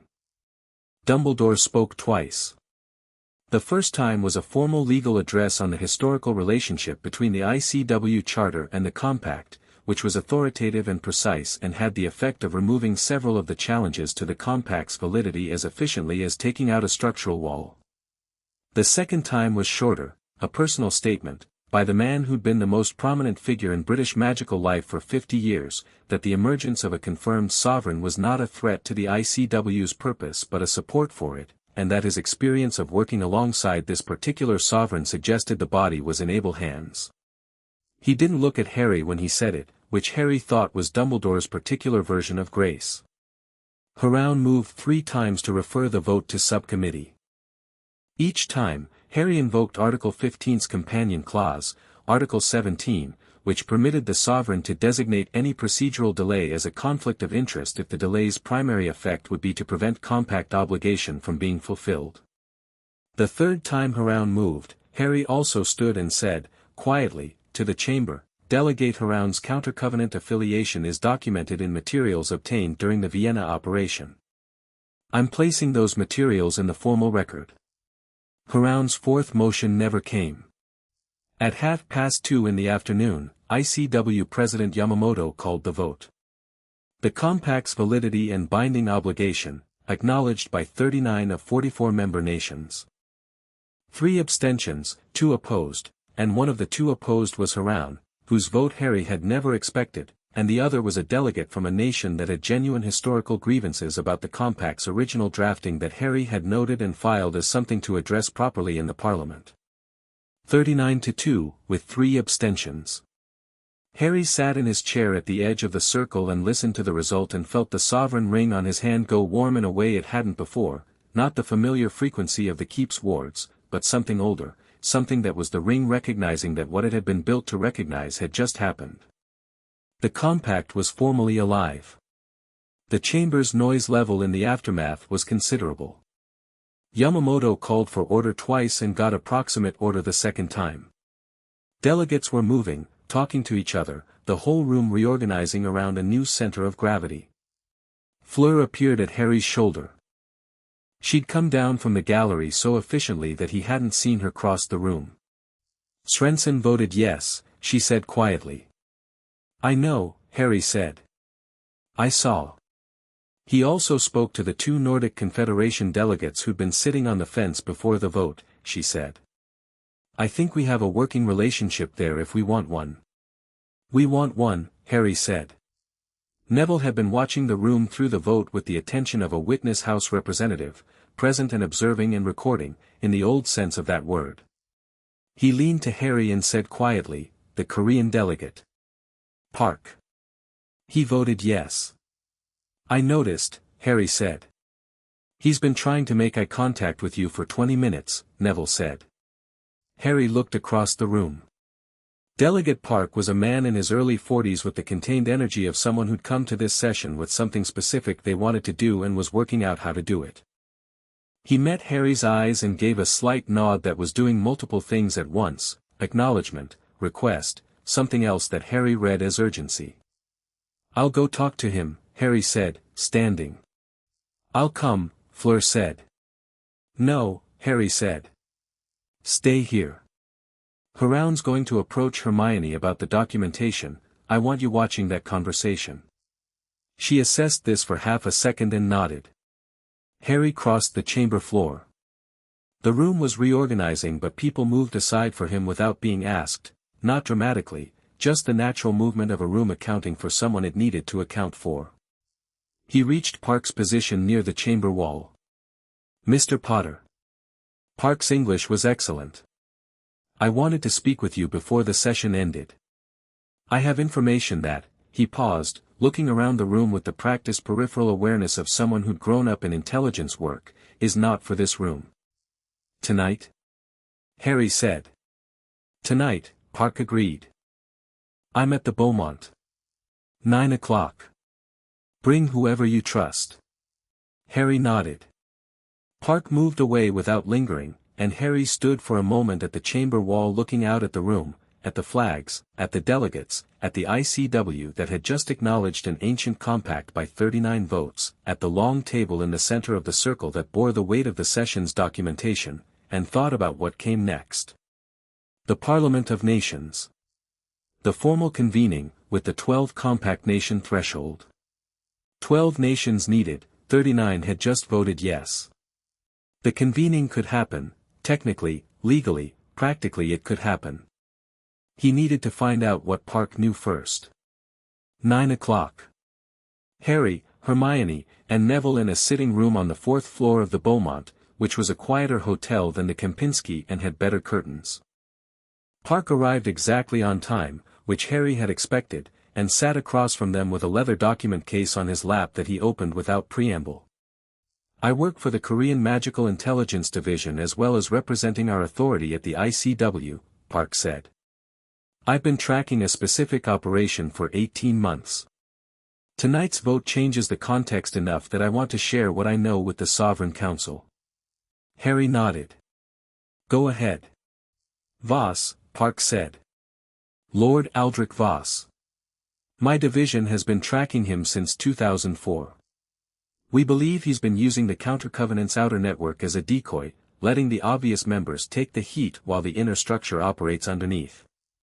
He looked at Harry. You have him at Ethon Keep. A silence. I know he came to you voluntarily, Park said. I'm not suggesting he's been dishonest with you. What I'm suggesting is that there's a layer of the Counter-Covenant that Voss himself may not have full visibility into anymore. In the last 18 months, we've tracked 3 operations that bear the old Covenant methodology, precision, long timeline, designed to manipulate rather than destroy, that Voss could not have authorized, because 2 of them targeted individuals who were, by any analysis, his own allies. Harry sat with that. He told me the inner circle had been operating independently for at least 3 years, Harry said. Possibly longer. Possibly much longer, Park said. Mr. Potter, I believe the Counter-Covenant has a faction that is operating not just independently from Voss but in opposition to him. A faction that wants the compact prevented not for ideological reasons but for control, specifically, control of what happens to magical governance when Riddle is ultimately defeated. They believe that defeat is inevitable now that you've emerged. They're not trying to prevent the compact anymore. They're trying to be in a position to shape what it becomes. The room was very still. They want to influence the Parliament, Hermione said. She had her notebook but wasn't writing in it, she was thinking too fast for writing. The compact's acknowledged now. They can't stop it. So the next move is to position themselves inside the Parliament's formation. Exactly, Park said. And there are at least 2 delegates who voted yes tonight who are connected to this faction. Not the obvious Counter-Covenant members, the ones you've already identified. Different ones. The yes vote is the camouflage. Harry looked at Neville. Neville was looking at the document case in Park's lap. Can we see the documentation? Neville asked. Park opened the case. They spent an hour with it. The intelligence was good, methodical, sourced, the kind of work that took 18 months because it was done carefully. 2 of the names were delegates Harry recognized from the session, both of whom had voted yes and had not been on any of their Counter-Covenant lists. Both had impeccable records and long histories of reasonable ICW participation. This is how they've survived for 9 centuries, Hermione said. The obvious ones take the heat. The careful ones take the positions. And the Parliament of Nations, Harry said, would be the most significant position of all. If the Parliament is formed with even 2 or 3 members of this faction holding influential roles, Park began. The Compact's sovereign authority becomes something they can shape from inside, Harry finished. Yes. He sat back. He looked at the ceiling of the Beaumont sitting room, which was painted in a pale classical style and had nothing useful to offer him. We need Voss to know about this, he said. Tonight, if possible. Agreed, Hermione said. And we need the Parliament's formation process to be airtight. The member selection for the 12 founding nations, it can't be delegated to national governments to determine automatically. It needs to be individually vetted. That's going to be contentious, Neville said. Good, Harry said. Contention means attention. Attention means transparency. Transparency is exactly what we want. He looked at Park. Will you share this formally? With the Sovereign Council, on record? Park looked at him. I came here tonight, didn't I? Yes, Harry said. Thank you. Don't thank me, Park said. Just make the Parliament work. Korea has been on the edge of a dark faction crisis for 4 years. If the international structures don't improve, we're heading for something that makes Grindelwald look regional. He closed the case. Make it work. Harry looked at him with the direct attention he gave to things that mattered. I will, he said. Park left. The 3 of them sat in the sitting room with the document copies Park had provided spread across the table, and outside the window Geneva continued doing what Geneva did at night, which was be calm and dark and reflect the lake's quality of a city that had learned patience from a very large body of cold water. Voss, Hermione said. First thing tomorrow, Harry said. Before the morning session. The Patronus, Neville suggested. He responds to it. Harry cast it. The stag moved through the hotel walls without concern for their existence, silver and purposeful, carrying the message, "Come to the Beaumont tonight if you can." Important. 30 minutes later, Boss came through the window. Not the door, the window, for floors up, with the casual disregard for building access that characterized a man who'd been getting into secure locations for 12 centuries. "You could knock," Harry said. "Habit," Voss said. Harry told him what Park had said. Voss listened without interruption, the careful, total attention of someone who was hearing something that confirmed a suspicion he'd been holding for a long time and finding the confirmation worse than the suspicion. When Harry finished, Voss was quiet for a long moment. "The faction you're describing," he said. "I know it. I didn't know the scope." Something moved behind his old eyes, not the careful assessment he usually showed, something older and more personal. "They've been using my name. My history. My sister's work. As cover for something that is the exact opposite of what she built the compact to achieve." He looked at Harry. "If there are 2 of them in the Parliament's founding membership, there won't be," Harry said. "You can't vet every delegate individually," Voss said. "I know," Harry said. "But I don't need to vet every delegate. I need to identify these 2 specifically." He looked at Voss. "You know who they are." Another silence. "Different in quality from the previous one." "Yes," Voss said. "Then help me remove them from the formation process," Harry said. "Publicly, cleanly, with documentation. Not because they're counter-covenant in the broad sense, because they're specifically compromised in relation to the Parliament's integrity." Voss looked at him for a long time, the oldest look Harry had ever received, 12 centuries of assessment, the full weight of someone who had spent a millennium opposing what Harry was and was now standing in a hotel room in Geneva helping him build it. "Your sister would have liked you," Voss said. "She'd have argued with me," Harry said. "She argued with everyone." "Yes," Voss said, and something that had nothing to do with his face and everything to do with his voice was, for just a moment, the voice of someone who missed a person they hadn't let themselves miss for a very long time. "She did." He straightened. "I'll have the documentation before morning. Both names, full histories, operational connections." He paused at the window. "Potter." Harry looked up. "The Parliament," Voss said. "When it convenes, what you build there. Make it worth what she paid for the compact." He said it without drama, just as a thing that mattered. "She paid for it with everything." "I know," Harry said. Voss went back through the window. Harry sat at the table with Hermione's notes and Park's documents and the sovereign ring warm on his hand, and thought about Aldous of House Voss writing the Bloodline Preservation Act in 1092 CE, building in protections with the precision of someone who knew the opposition intimately because she'd grown up with it, writing a box with the name of an heir she'd never meet, waiting 900 years in the ruins of a Scottish castle. He'll figure out the weight of it when he needs to.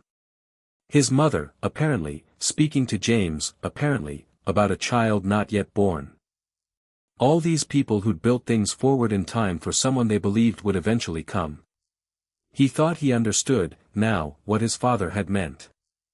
Not the inheritance, the intention. Building forward. Trusting that the person who'd carry it would carry it well.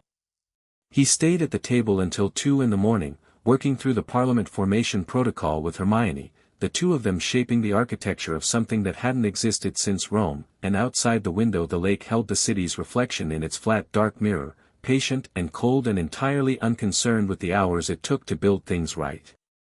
Tomorrow, the Parliament. Chapter 6, What Sovereigns Build. The Parliament of Nations convened on a Friday.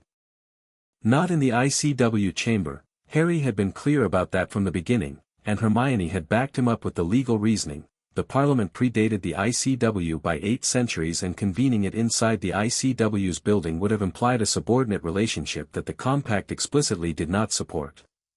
Instead, They used the convocation hall on the third subterranean level of the Geneva Magical District, a room that had been built specifically for the Parliament and had been locked since 1249 CE, the last time any serious attempt at parliamentary convening had been made before the Counter-Covenant disrupted it. Sharptooth had sent the key by priority owl from London. It was iron, old, and slightly warm in the way the sovereign ring was warm, and when Harry put it in the lock the door opened without any drama, just smoothly, like a mechanism that had been waiting. The hall inside was circular, larger than it looked from the entrance, the walls carved with the emblems of the 16 founding nations in a ring that was also a record, each emblem slightly different from the others, each one carrying the specific visual vocabulary of a magical tradition, none of them subordinate to any other.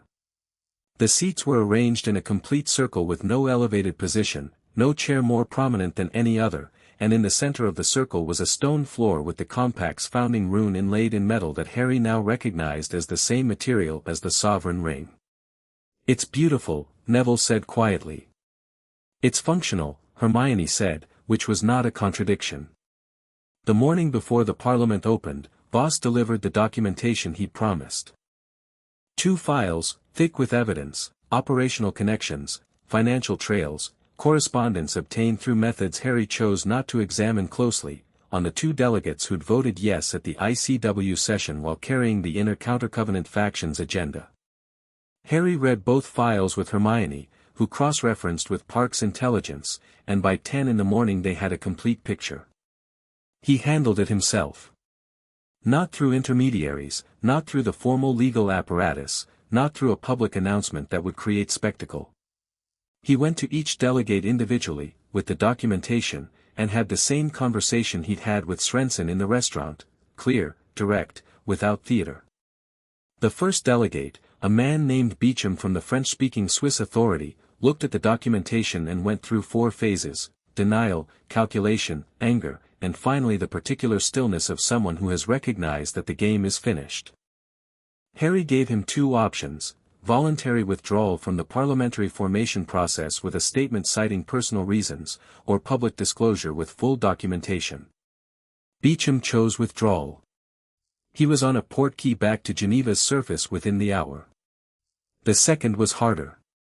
Her name was Adesila, she was from the West African Magical Confederation, she was significantly more committed than Beecham, and when Harry put the documentation on the table she didn't go through the 4 phases, she went straight to the 5th, which was informed strategic assessment. "You have enough to expose me," she said. Her English was precise and her expression was steady. "The question is whether you will." "Yes," Harry said. She looked at him. "The West African Confederation has 12 million magical citizens. I have spent 20 years building our influence in the ICW. If you remove me from the parliamentary process, I'm not removing you from the Confederation's representation," Harry said. "I'm removing you from the parliamentary founding membership. You can send someone else from your authority. Your 12 million people still have a seat. They just won't have you in it." "Why should I cooperate?" she said. "Not hostile, analytical." "Because the alternative is the documentation going public," Harry said, "and then neither option is available. The Confederation loses its founding seat while the investigation runs, and your 20 years of influence becomes a different kind of legacy than you intended." He looked at her directly. "You're not an idiot. The inner faction you've been working with has been using the Confederation's interests as a cover for their own agenda. You know that, or you'd have pushed back when their instructions stopped serving your people." Something shifted in her face. "They asked you to do something recently that you hesitated on," Harry said. It was a read, not a certainty, but Voss's documentation had a gap in the operational timeline that had a specific shape, and Harry had learned to read those shapes. A silence. "Yes," Adesila said. "Then you already know you're in the wrong place," Harry said. "Come out of it cleanly. Your confederation sends a clean representative to the founding parliament, and in 3 years when the parliament is established and functioning, you come back through the front door with everything you've built and your record intact." He paused. "That's a better outcome than any of the alternatives." She was quiet for a long time. 3 years, she said finally. Possibly less, Harry said. I intend to move quickly. She looked at him with the complex attention of someone who had spent 20 years in international magical politics and was recalibrating something fundamental. You're 15, she said, not unkindly. 17 nations are betting their magical governance on that, he said. I'd hate to disappoint them. She almost smiled. Withdrawal, she said. Personal reasons. Thank you, Harry said. He went back to the convocation hall.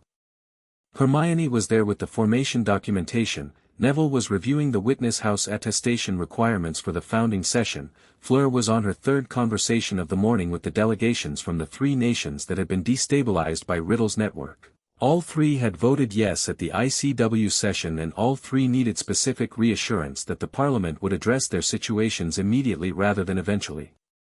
Voss was in the corner of the hall, reading one of the carved emblems on the wall with the expression of someone visiting a place they hadn't expected to see again. Harry stood in the center of the room, on the founding rune, and looked around at what they'd built in 3 weeks. Not just the Parliament, the Council, the Keep, the relationships, the framework.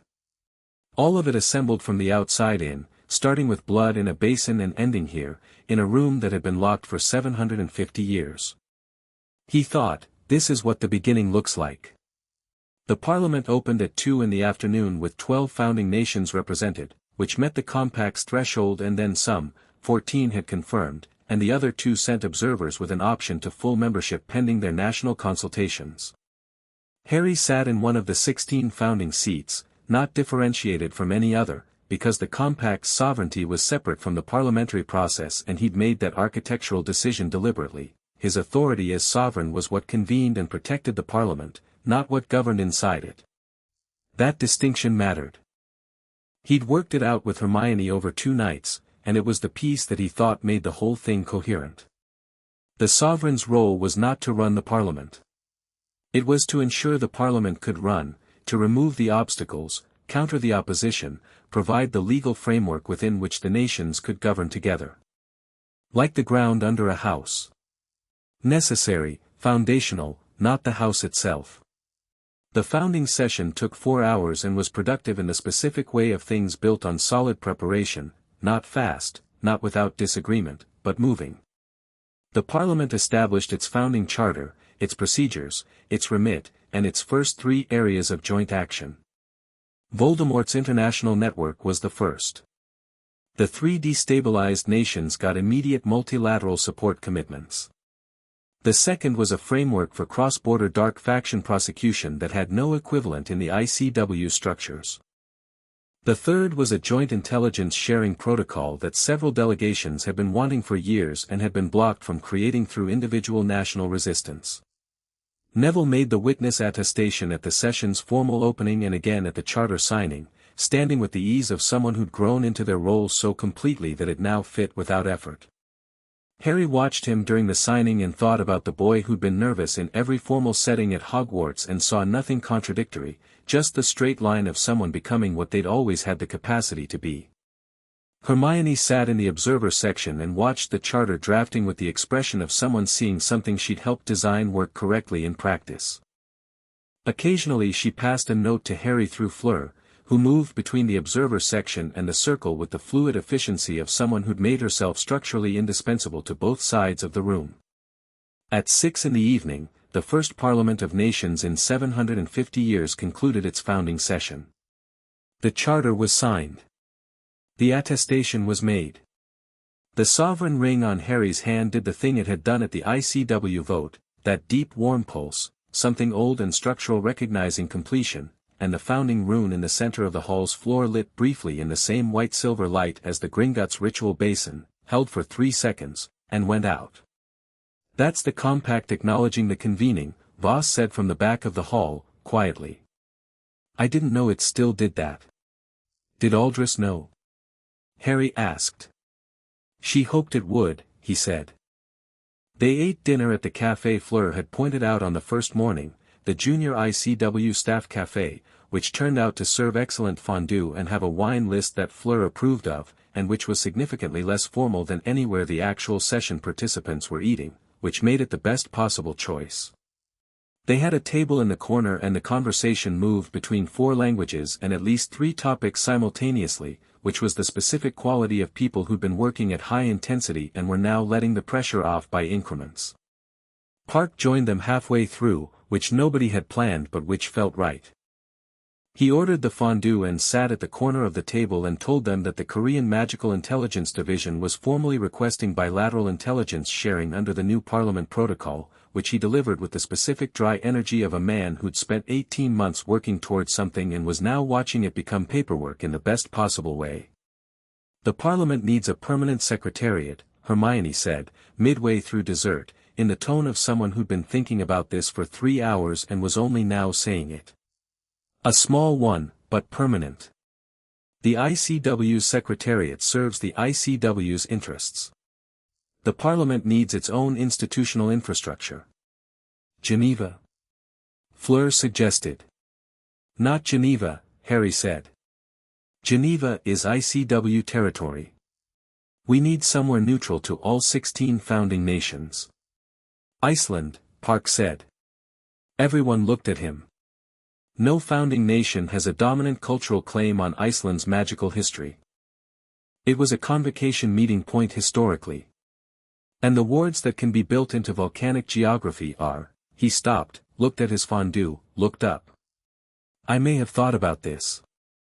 Iceland, Harry said. He looked at Hermione. I'll start the research, she said, already reaching for her notebook. Neville laughed. Not at anything specific, just the general quality of the evening, the table, the conversation, Hermione reaching for her notebook at 10 o'clock over fondue in a Geneva café. It was a good laugh, warm and real, and it caught, the way good laughs do, and for a few minutes the table was simply people who'd done something significant together and were happy about it, which was its own kind of foundation. Harry sat in the middle of it and let himself feel it fully, without managing it into something useful. Just the warmth of it. Just the fact of it. He was on the hotel roof at midnight. Not because he'd planned to be, he'd gone up for air and stayed because the view was worth staying for.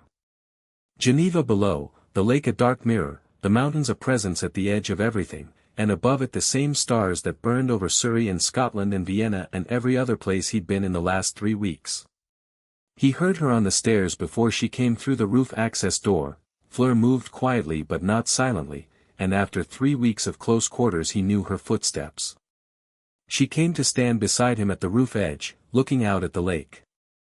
She had her coat over her dress from dinner, and she looked the way she always looked at the end of long days, not tired exactly, just slightly unfastened, the professional precision loosened at the edges. The Parliament held, she said. Yes. I didn't fully believe it would, she said. Not an apology, just a fact. When Sharptooth's notification arrived and I was told to observe and report, I thought I was observing another failed institutional attempt.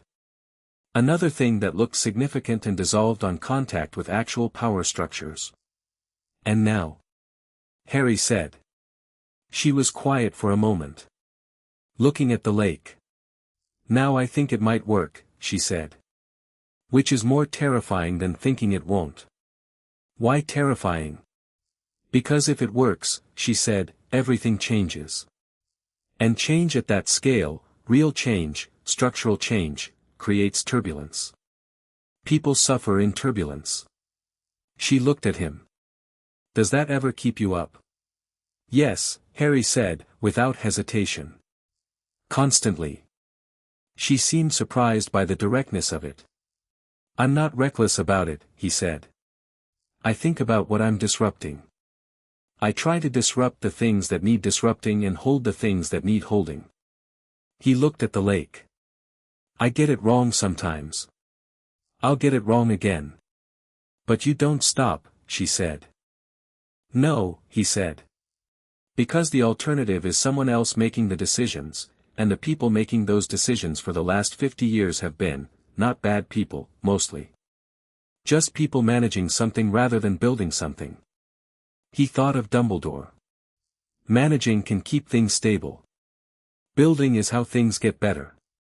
Fleur leaned on the roof edge and looked at him with the evaluating attention she'd had since Vienna, and under that attention there was something that had been there for a while and that she'd been choosing, up to now, to keep within the frame of professional assessment. "You know," she said, "when I first heard you speak at the tournament, you were 14, you were terrified, and you were still the most present person in the room. I noticed that. I didn't know what to do with it. And now?" Harry said. "Now you're 15, she said, with a small, precise smile. "Still the most present person in the room." He looked at her. She didn't look away, which was consistent with everything she'd done for 3 weeks. Fleur Delacour did not look away from things that mattered. "I'm going to be busy," he said. "For a long time. The Parliament, the Keep, the Wiesengemot, Voldemort's network, whatever the Counter-Covenant's inner faction tries next. It's not going to stop." "I know," she said. "I'm the international liaison. I'm in the middle of most of it." "That's not what I meant," he said. A pause. The lake below them was entirely still. "I know what you meant," she said. He let that sit for a moment. "Then, when this is less acute. When the immediate crises are addressed and the structures are standing on their own." "I'd like to, yes," she said, before he finished. "I hadn't finished the sentence," he said. "You didn't need to," she said. "Yes." He smiled. It wasn't the grin he gave Ron when something went unexpectedly well or the broad open smile of someone genuinely surprised. It was quieter than that, the specific warmth of something that had been building in the background of everything and had just been named. She looked back at the lake, and he looked at the lake, and the night held them both in its cool Geneva air, and neither of them felt the need to say anything more about it. It happened on Saturday morning, and it happened fast. Harry was at the Convocation Hall reviewing the Parliament's first formal agenda with Hermione when Neville came through the door at a pace that contained information before he opened his mouth. "Voss," Neville said. "He's gone. Hotel room clear. The east wall entrance at the Keep, Hermione's monitoring ward triggered at 4 this morning. Someone went through it." Harry was standing and moving before Neville finished. "Fleur, getting the intelligence files," Neville said. "Park's already been notified. He thinks, the inner faction," Harry said. "They know Voss gave us the documentation on Beecham and Adesela," Neville said. "He was the source. They'd know that." His voice was controlled but the control was doing work. "They've taken him, Harry." Harry stopped walking. He stood in the corridor of the Convocation Hall's subterranean level and took 3 seconds to think clearly, which was all the time the situation allowed. 12 centuries old. Preserved through a ritual his own design. They wouldn't kill him, they couldn't easily, and more importantly, Voss was leverage. A man with 12 centuries of compact knowledge, taken by a faction trying to shape the Parliament from inside. Where would they take him, Harry said. It wasn't quite a question. "Somewhere the Parliament's authority doesn't yet reach," Hermione said from the doorway of the hall, already holding her notes. "The Parliament's founding session established cross-border joint action protocols but they're not operational for 48 hours minimum. The instruments have to be ratified by each founding nation's authority domestically. Which means for 48 hours, I'm operating on sovereign compact authority alone," Harry said. "Article 9, Hermione said. "Same as Vienna. No domestic ratification required for direct sovereign action against compact threats." "Then we don't wait for the 48 hours, Harry said. "We don't know where he is," Neville said. "Yes we do," Fleur said, coming down the corridor at a fast walk with the intelligence files under her arm and her phone, Muggle, French, loaded with contacts that had nothing to do with official channels, in her hand. Park's division has had a flag on a location in the Swiss magical underground for 3 months. A property registered to a shell foundation with counter-covenant financial fingerprints. It's 40 minutes outside Geneva by apparition. "How confident?" Harry asked. 70%, she said. "Based on the pattern of operations, the timing, and the fact that it's the only viable location within operational range. She looked at him. It's enough. It's enough, Harry agreed. He looked at the three of them, at Neville who had his hand on his wand and his jaw set with the quiet, complete resolution of someone who had finished becoming what they were, at Hermione who had her notes and her mind and the clear-eyed steadiness of someone who decided long ago that being afraid and being capable were not mutually exclusive, at Fleur who was already reading the property files and whose expression had the focused attention of someone who went into difficult situations the way some people go through closed doors, with the certainty that doors opened. "Let's go get him," Harry said. The property was a manor house in the canton of Valais, built into the hillside with the architectural stubbornness of something that had been dug in and intended to stay. The wards were good, old, layered, built by someone who understood warding at a level that went beyond standard ministry-taught technique. Harry felt them from 300 meters out, the familiar pressure against skin of active defensive magic, and catalogued their structure the way he'd been learning to catalogue it since taking full control of the keep's wards. 3 layers.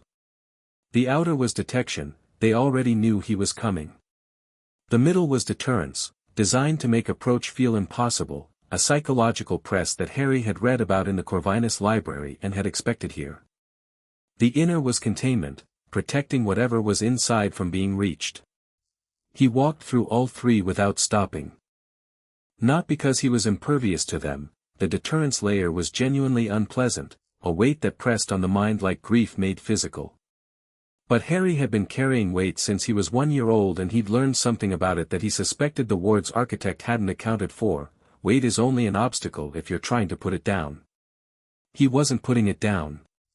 The outer doors opened under the sovereign ring's authority with the same smooth rightness as the convocation hall lock, and Harry went through with Neville on his left and Hermione and Fleur behind, and the manor's interior was dark and high-ceilinged and had the particular atmosphere of a place being used as an operational base by people who hadn't bothered to furnish it for comfort. 3 figures on the ground floor. They came from different directions, not quite simultaneous, which was sloppy, which told Harry they'd been rushed and hadn't expected the ward breach to happen this fast. What followed was 40 seconds of combat that Harry would have found difficult to describe afterward because it moved too fast for description, the way things that go well always seem to in retrospect, one continuous flowing thing rather than a sequence of moments. Neville took the left with a combination of spellwork that was entirely his own development, aggressive and precise and drawing on 4 years of DA practice that had been building toward exactly this kind of application. Fleur handled the right with the shorter wand she'd been carrying since before Vienna, French aura training visible in every movement, economical, effective, not a syllable wasted. Hermione covered the rear with the focused efficiency of someone who had always been the most technically precise in any room she occupied. Harry went through the middle. He was not gentle about it. He was not managing or containing or carefully calibrating his response to the minimum necessary level. He was in someone's house, retrieving someone his people had taken, and the time for minimum necessary force had been the ward boundary. These 3 had chosen to stand between him and what he'd come for. 40 seconds. Then the ground floor was quiet.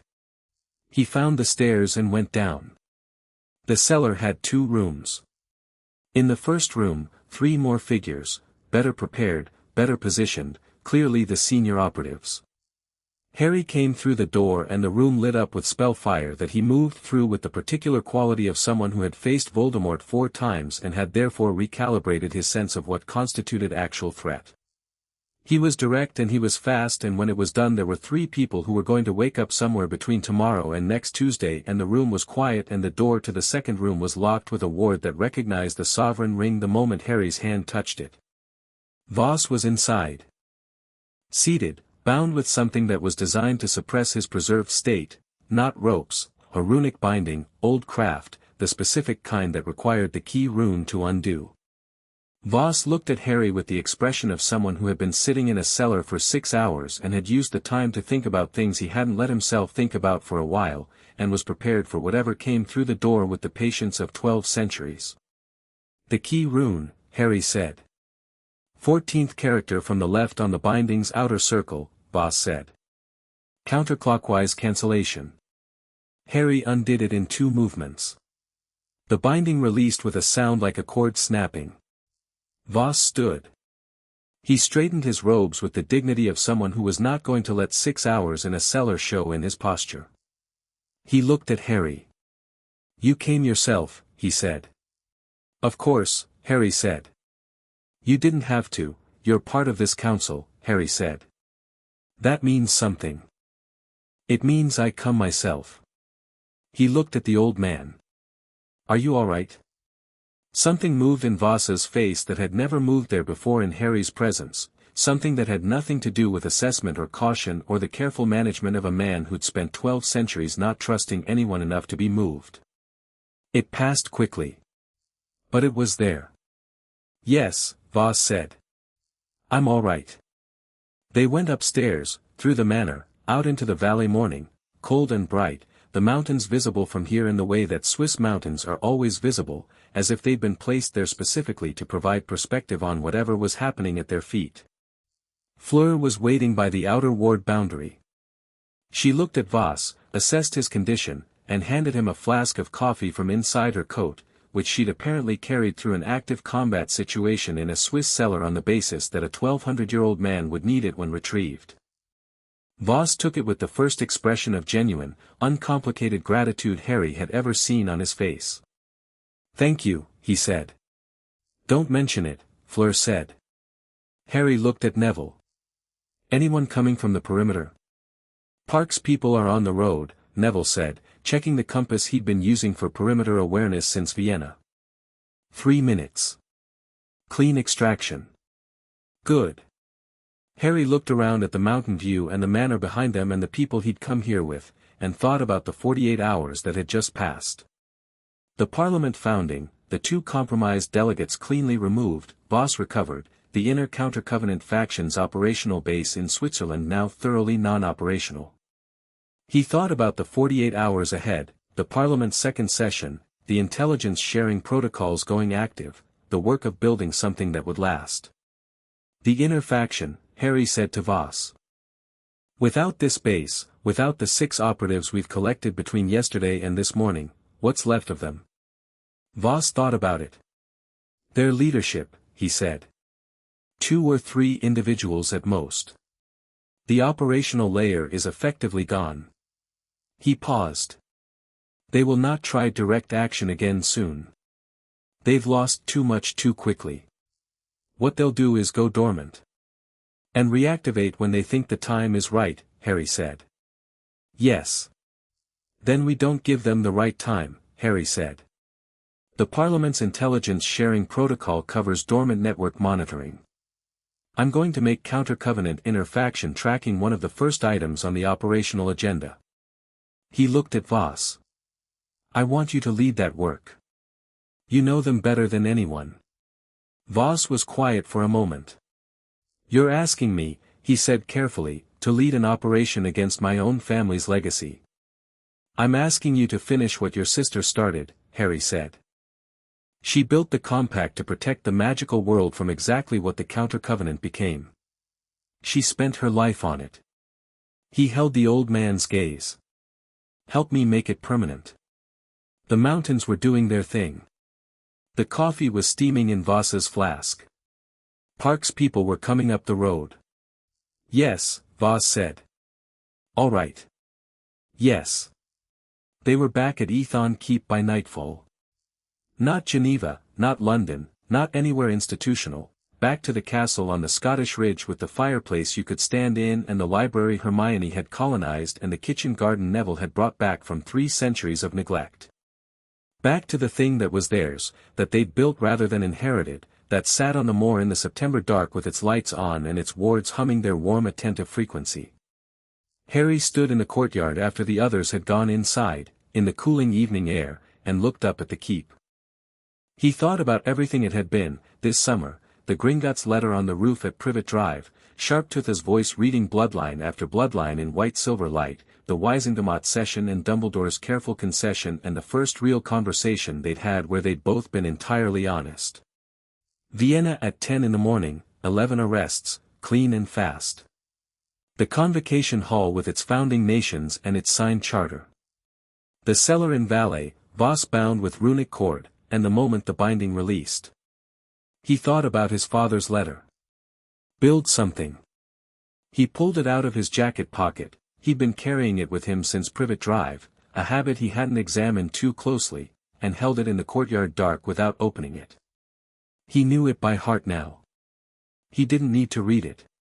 The door of the keep opened and light came out into the courtyard, and Hermione leaned out. Dinner's ready. Neville made something complicated and is very pleased with himself. 1 minute, Harry said. She looked at him for a moment, reading his expression with the accuracy of someone who'd been doing it for 4 years, and then she went back inside without requiring explanation, which was its own kind of understanding. Harry stood in the courtyard for his minute. He looked at the ring on his finger, the one that had settled into place in a Gringotts ritual room 3 weeks ago like a compass finding north. He thought about 37 bloodlines converging in one person, and the absurdity of that person being a 15-year-old with bad hair and a broken pair of glasses that he kept meaning to get fixed, who'd grown up in a cupboard under the stairs and had spent 4 years barely surviving the year and was now standing in a Scottish castle in the dark thinking about what the Parliament of Nations should build next. He thought about Voldemort. Still out there. Still rebuilding. Still the thing that had to be faced, finally, completely, without the structure of a school year around it or Dumbledore managing the information or the Ministry denying the reality. That confrontation was coming, maybe not this year, but coming, and Harry had stopped being afraid of it somewhere in the last 3 weeks in the way you stop being afraid of something when you've decided that the fear is less important than the work. He was 15. In a year he'd be 16. In another, 17, the age of majority in British wizarding law. 3 years from now, if things went well, the Parliament would be operational and standing, the Counter-Covenant's inner faction would be mapped and contained, Voldemort's international network would be in pieces and its master would have nothing left to hide behind. 3 years to build something that would make the confrontation, when it came, not a desperate last stand but the final accounting of a war already largely won on every front except the center. That was the plan. Not a plan for surviving, a plan for winning. He folded his father's letter and put it back in his pocket. He went inside. The great hall was warm and full of the smell of whatever Neville had made, something with the herbs from the kitchen garden, something that had taken longer than a weeknight dinner usually took but was going to be worth it. Fleur had found wine in the keep cellar that Hermione had noted in her inventory and then nominated as too good to wait for a special occasion. Voss was at the far end of the table, reading something from the Corvinus library with the focused calm of a man who had been retrieved from a cellar 6 hours ago and had decided the best response was to get back to work. Park had accepted the invitation Harry had sent from Switzerland. He was arriving tomorrow, and there was a room that had been prepared for him, the keep quietly adjusting its space as the council adjusted its shape. Harry sat at the table. Neville put something in front of him that smelled extraordinary and said, with genuine pride, "The rosemary is from the garden, the rest I'm not telling you," and Harry laughed and said it was excellent without having tried it yet, and Neville said that was a significant statement for someone who hadn't eaten since breakfast in Switzerland, and Hermione said she'd eaten in Switzerland perfectly reasonably and Neville said that croissants on the go didn't count as a meal and Fleur took offense. On behalf of French pastry. Harry sat in the middle of it and ate his dinner and listened to his people argue about croissants with the specific contentment of someone who knows exactly where they are and has chosen to be there. Later, when the dinner was done and Voss had gone through his east wall entrance with the flask of coffee Fleur had refilled as a matter of course, and Neville was in the kitchen and Hermione had her books out, Harry sat at the great hall table with the sovereign scroll in its case and the intelligence files from Park and the Parliament's founding charter and looked at all of it laid out in the firelight. The old world of British magical governance, organized around protection of the powerful and management of the inconvenient, was in the process of being remade. Not destroyed, that wasn't what he was building. What he was building was a structure where the existing institutions had a foundation under them that they'd never had before, where the thing beneath the thing was solid and principled and old enough to have been tested, where the spaces between national jurisdictions were no longer safe harbor for the operations that had killed his parents and broken Neville's and sent generation after generation of magical people into wars they shouldn't have had to fight. It wasn't finished. It wouldn't be finished for years. There was Voldemort, and the inner faction's leadership still loose somewhere, and the 28 non-compact nations in the Parliament's orbit who would need to be engaged with, and the schools of thought in each of them that would resist engagement, and the slow patient work of demonstrating that the structure was trustworthy enough to join. There was the Wisingamot to reform and the British ministry to pressure towards something better, and Hogwarts, the castle that was his, the wards of which answered to all 4 founders in his blood, that he hadn't addressed yet and which was its own enormity. There was a girl who'd said yes on a Geneva rooftop, and the thing about yes is it implies a future, which is not a small thing to imply. There was a lot of work. Harry Potter, 15, heir to 37 ancient houses, sovereign of all nations under the compact of the First Convocation, sat in his ancestral castle in the Scottish Highlands on a September evening with his friends' voices in the kitchen and fire in the grate and 37 rings on a chain against his heart, and felt, for the first time in his life, not the absence of fear but something better than its absence. He felt ready. He picked up his quill. He opened the Parliament's founding agenda to the second session's working document. He wrote at the top, in the clean decisive hand he'd been developing along with everything else this summer, Item 1, Permanent Secretariat. Iceland. Timeline, 6 months. And then the next item. And the one after that. Outside, the Scottish dark settled over the moor with the ease of something that had been doing it since long before the castle on the ridge, and the stars came out over the heather, and the loch caught their light and threw it back, and the keep's amber stones held their warmth against the night with the quiet certainty of something built to last. It had been waiting a long time. So had he.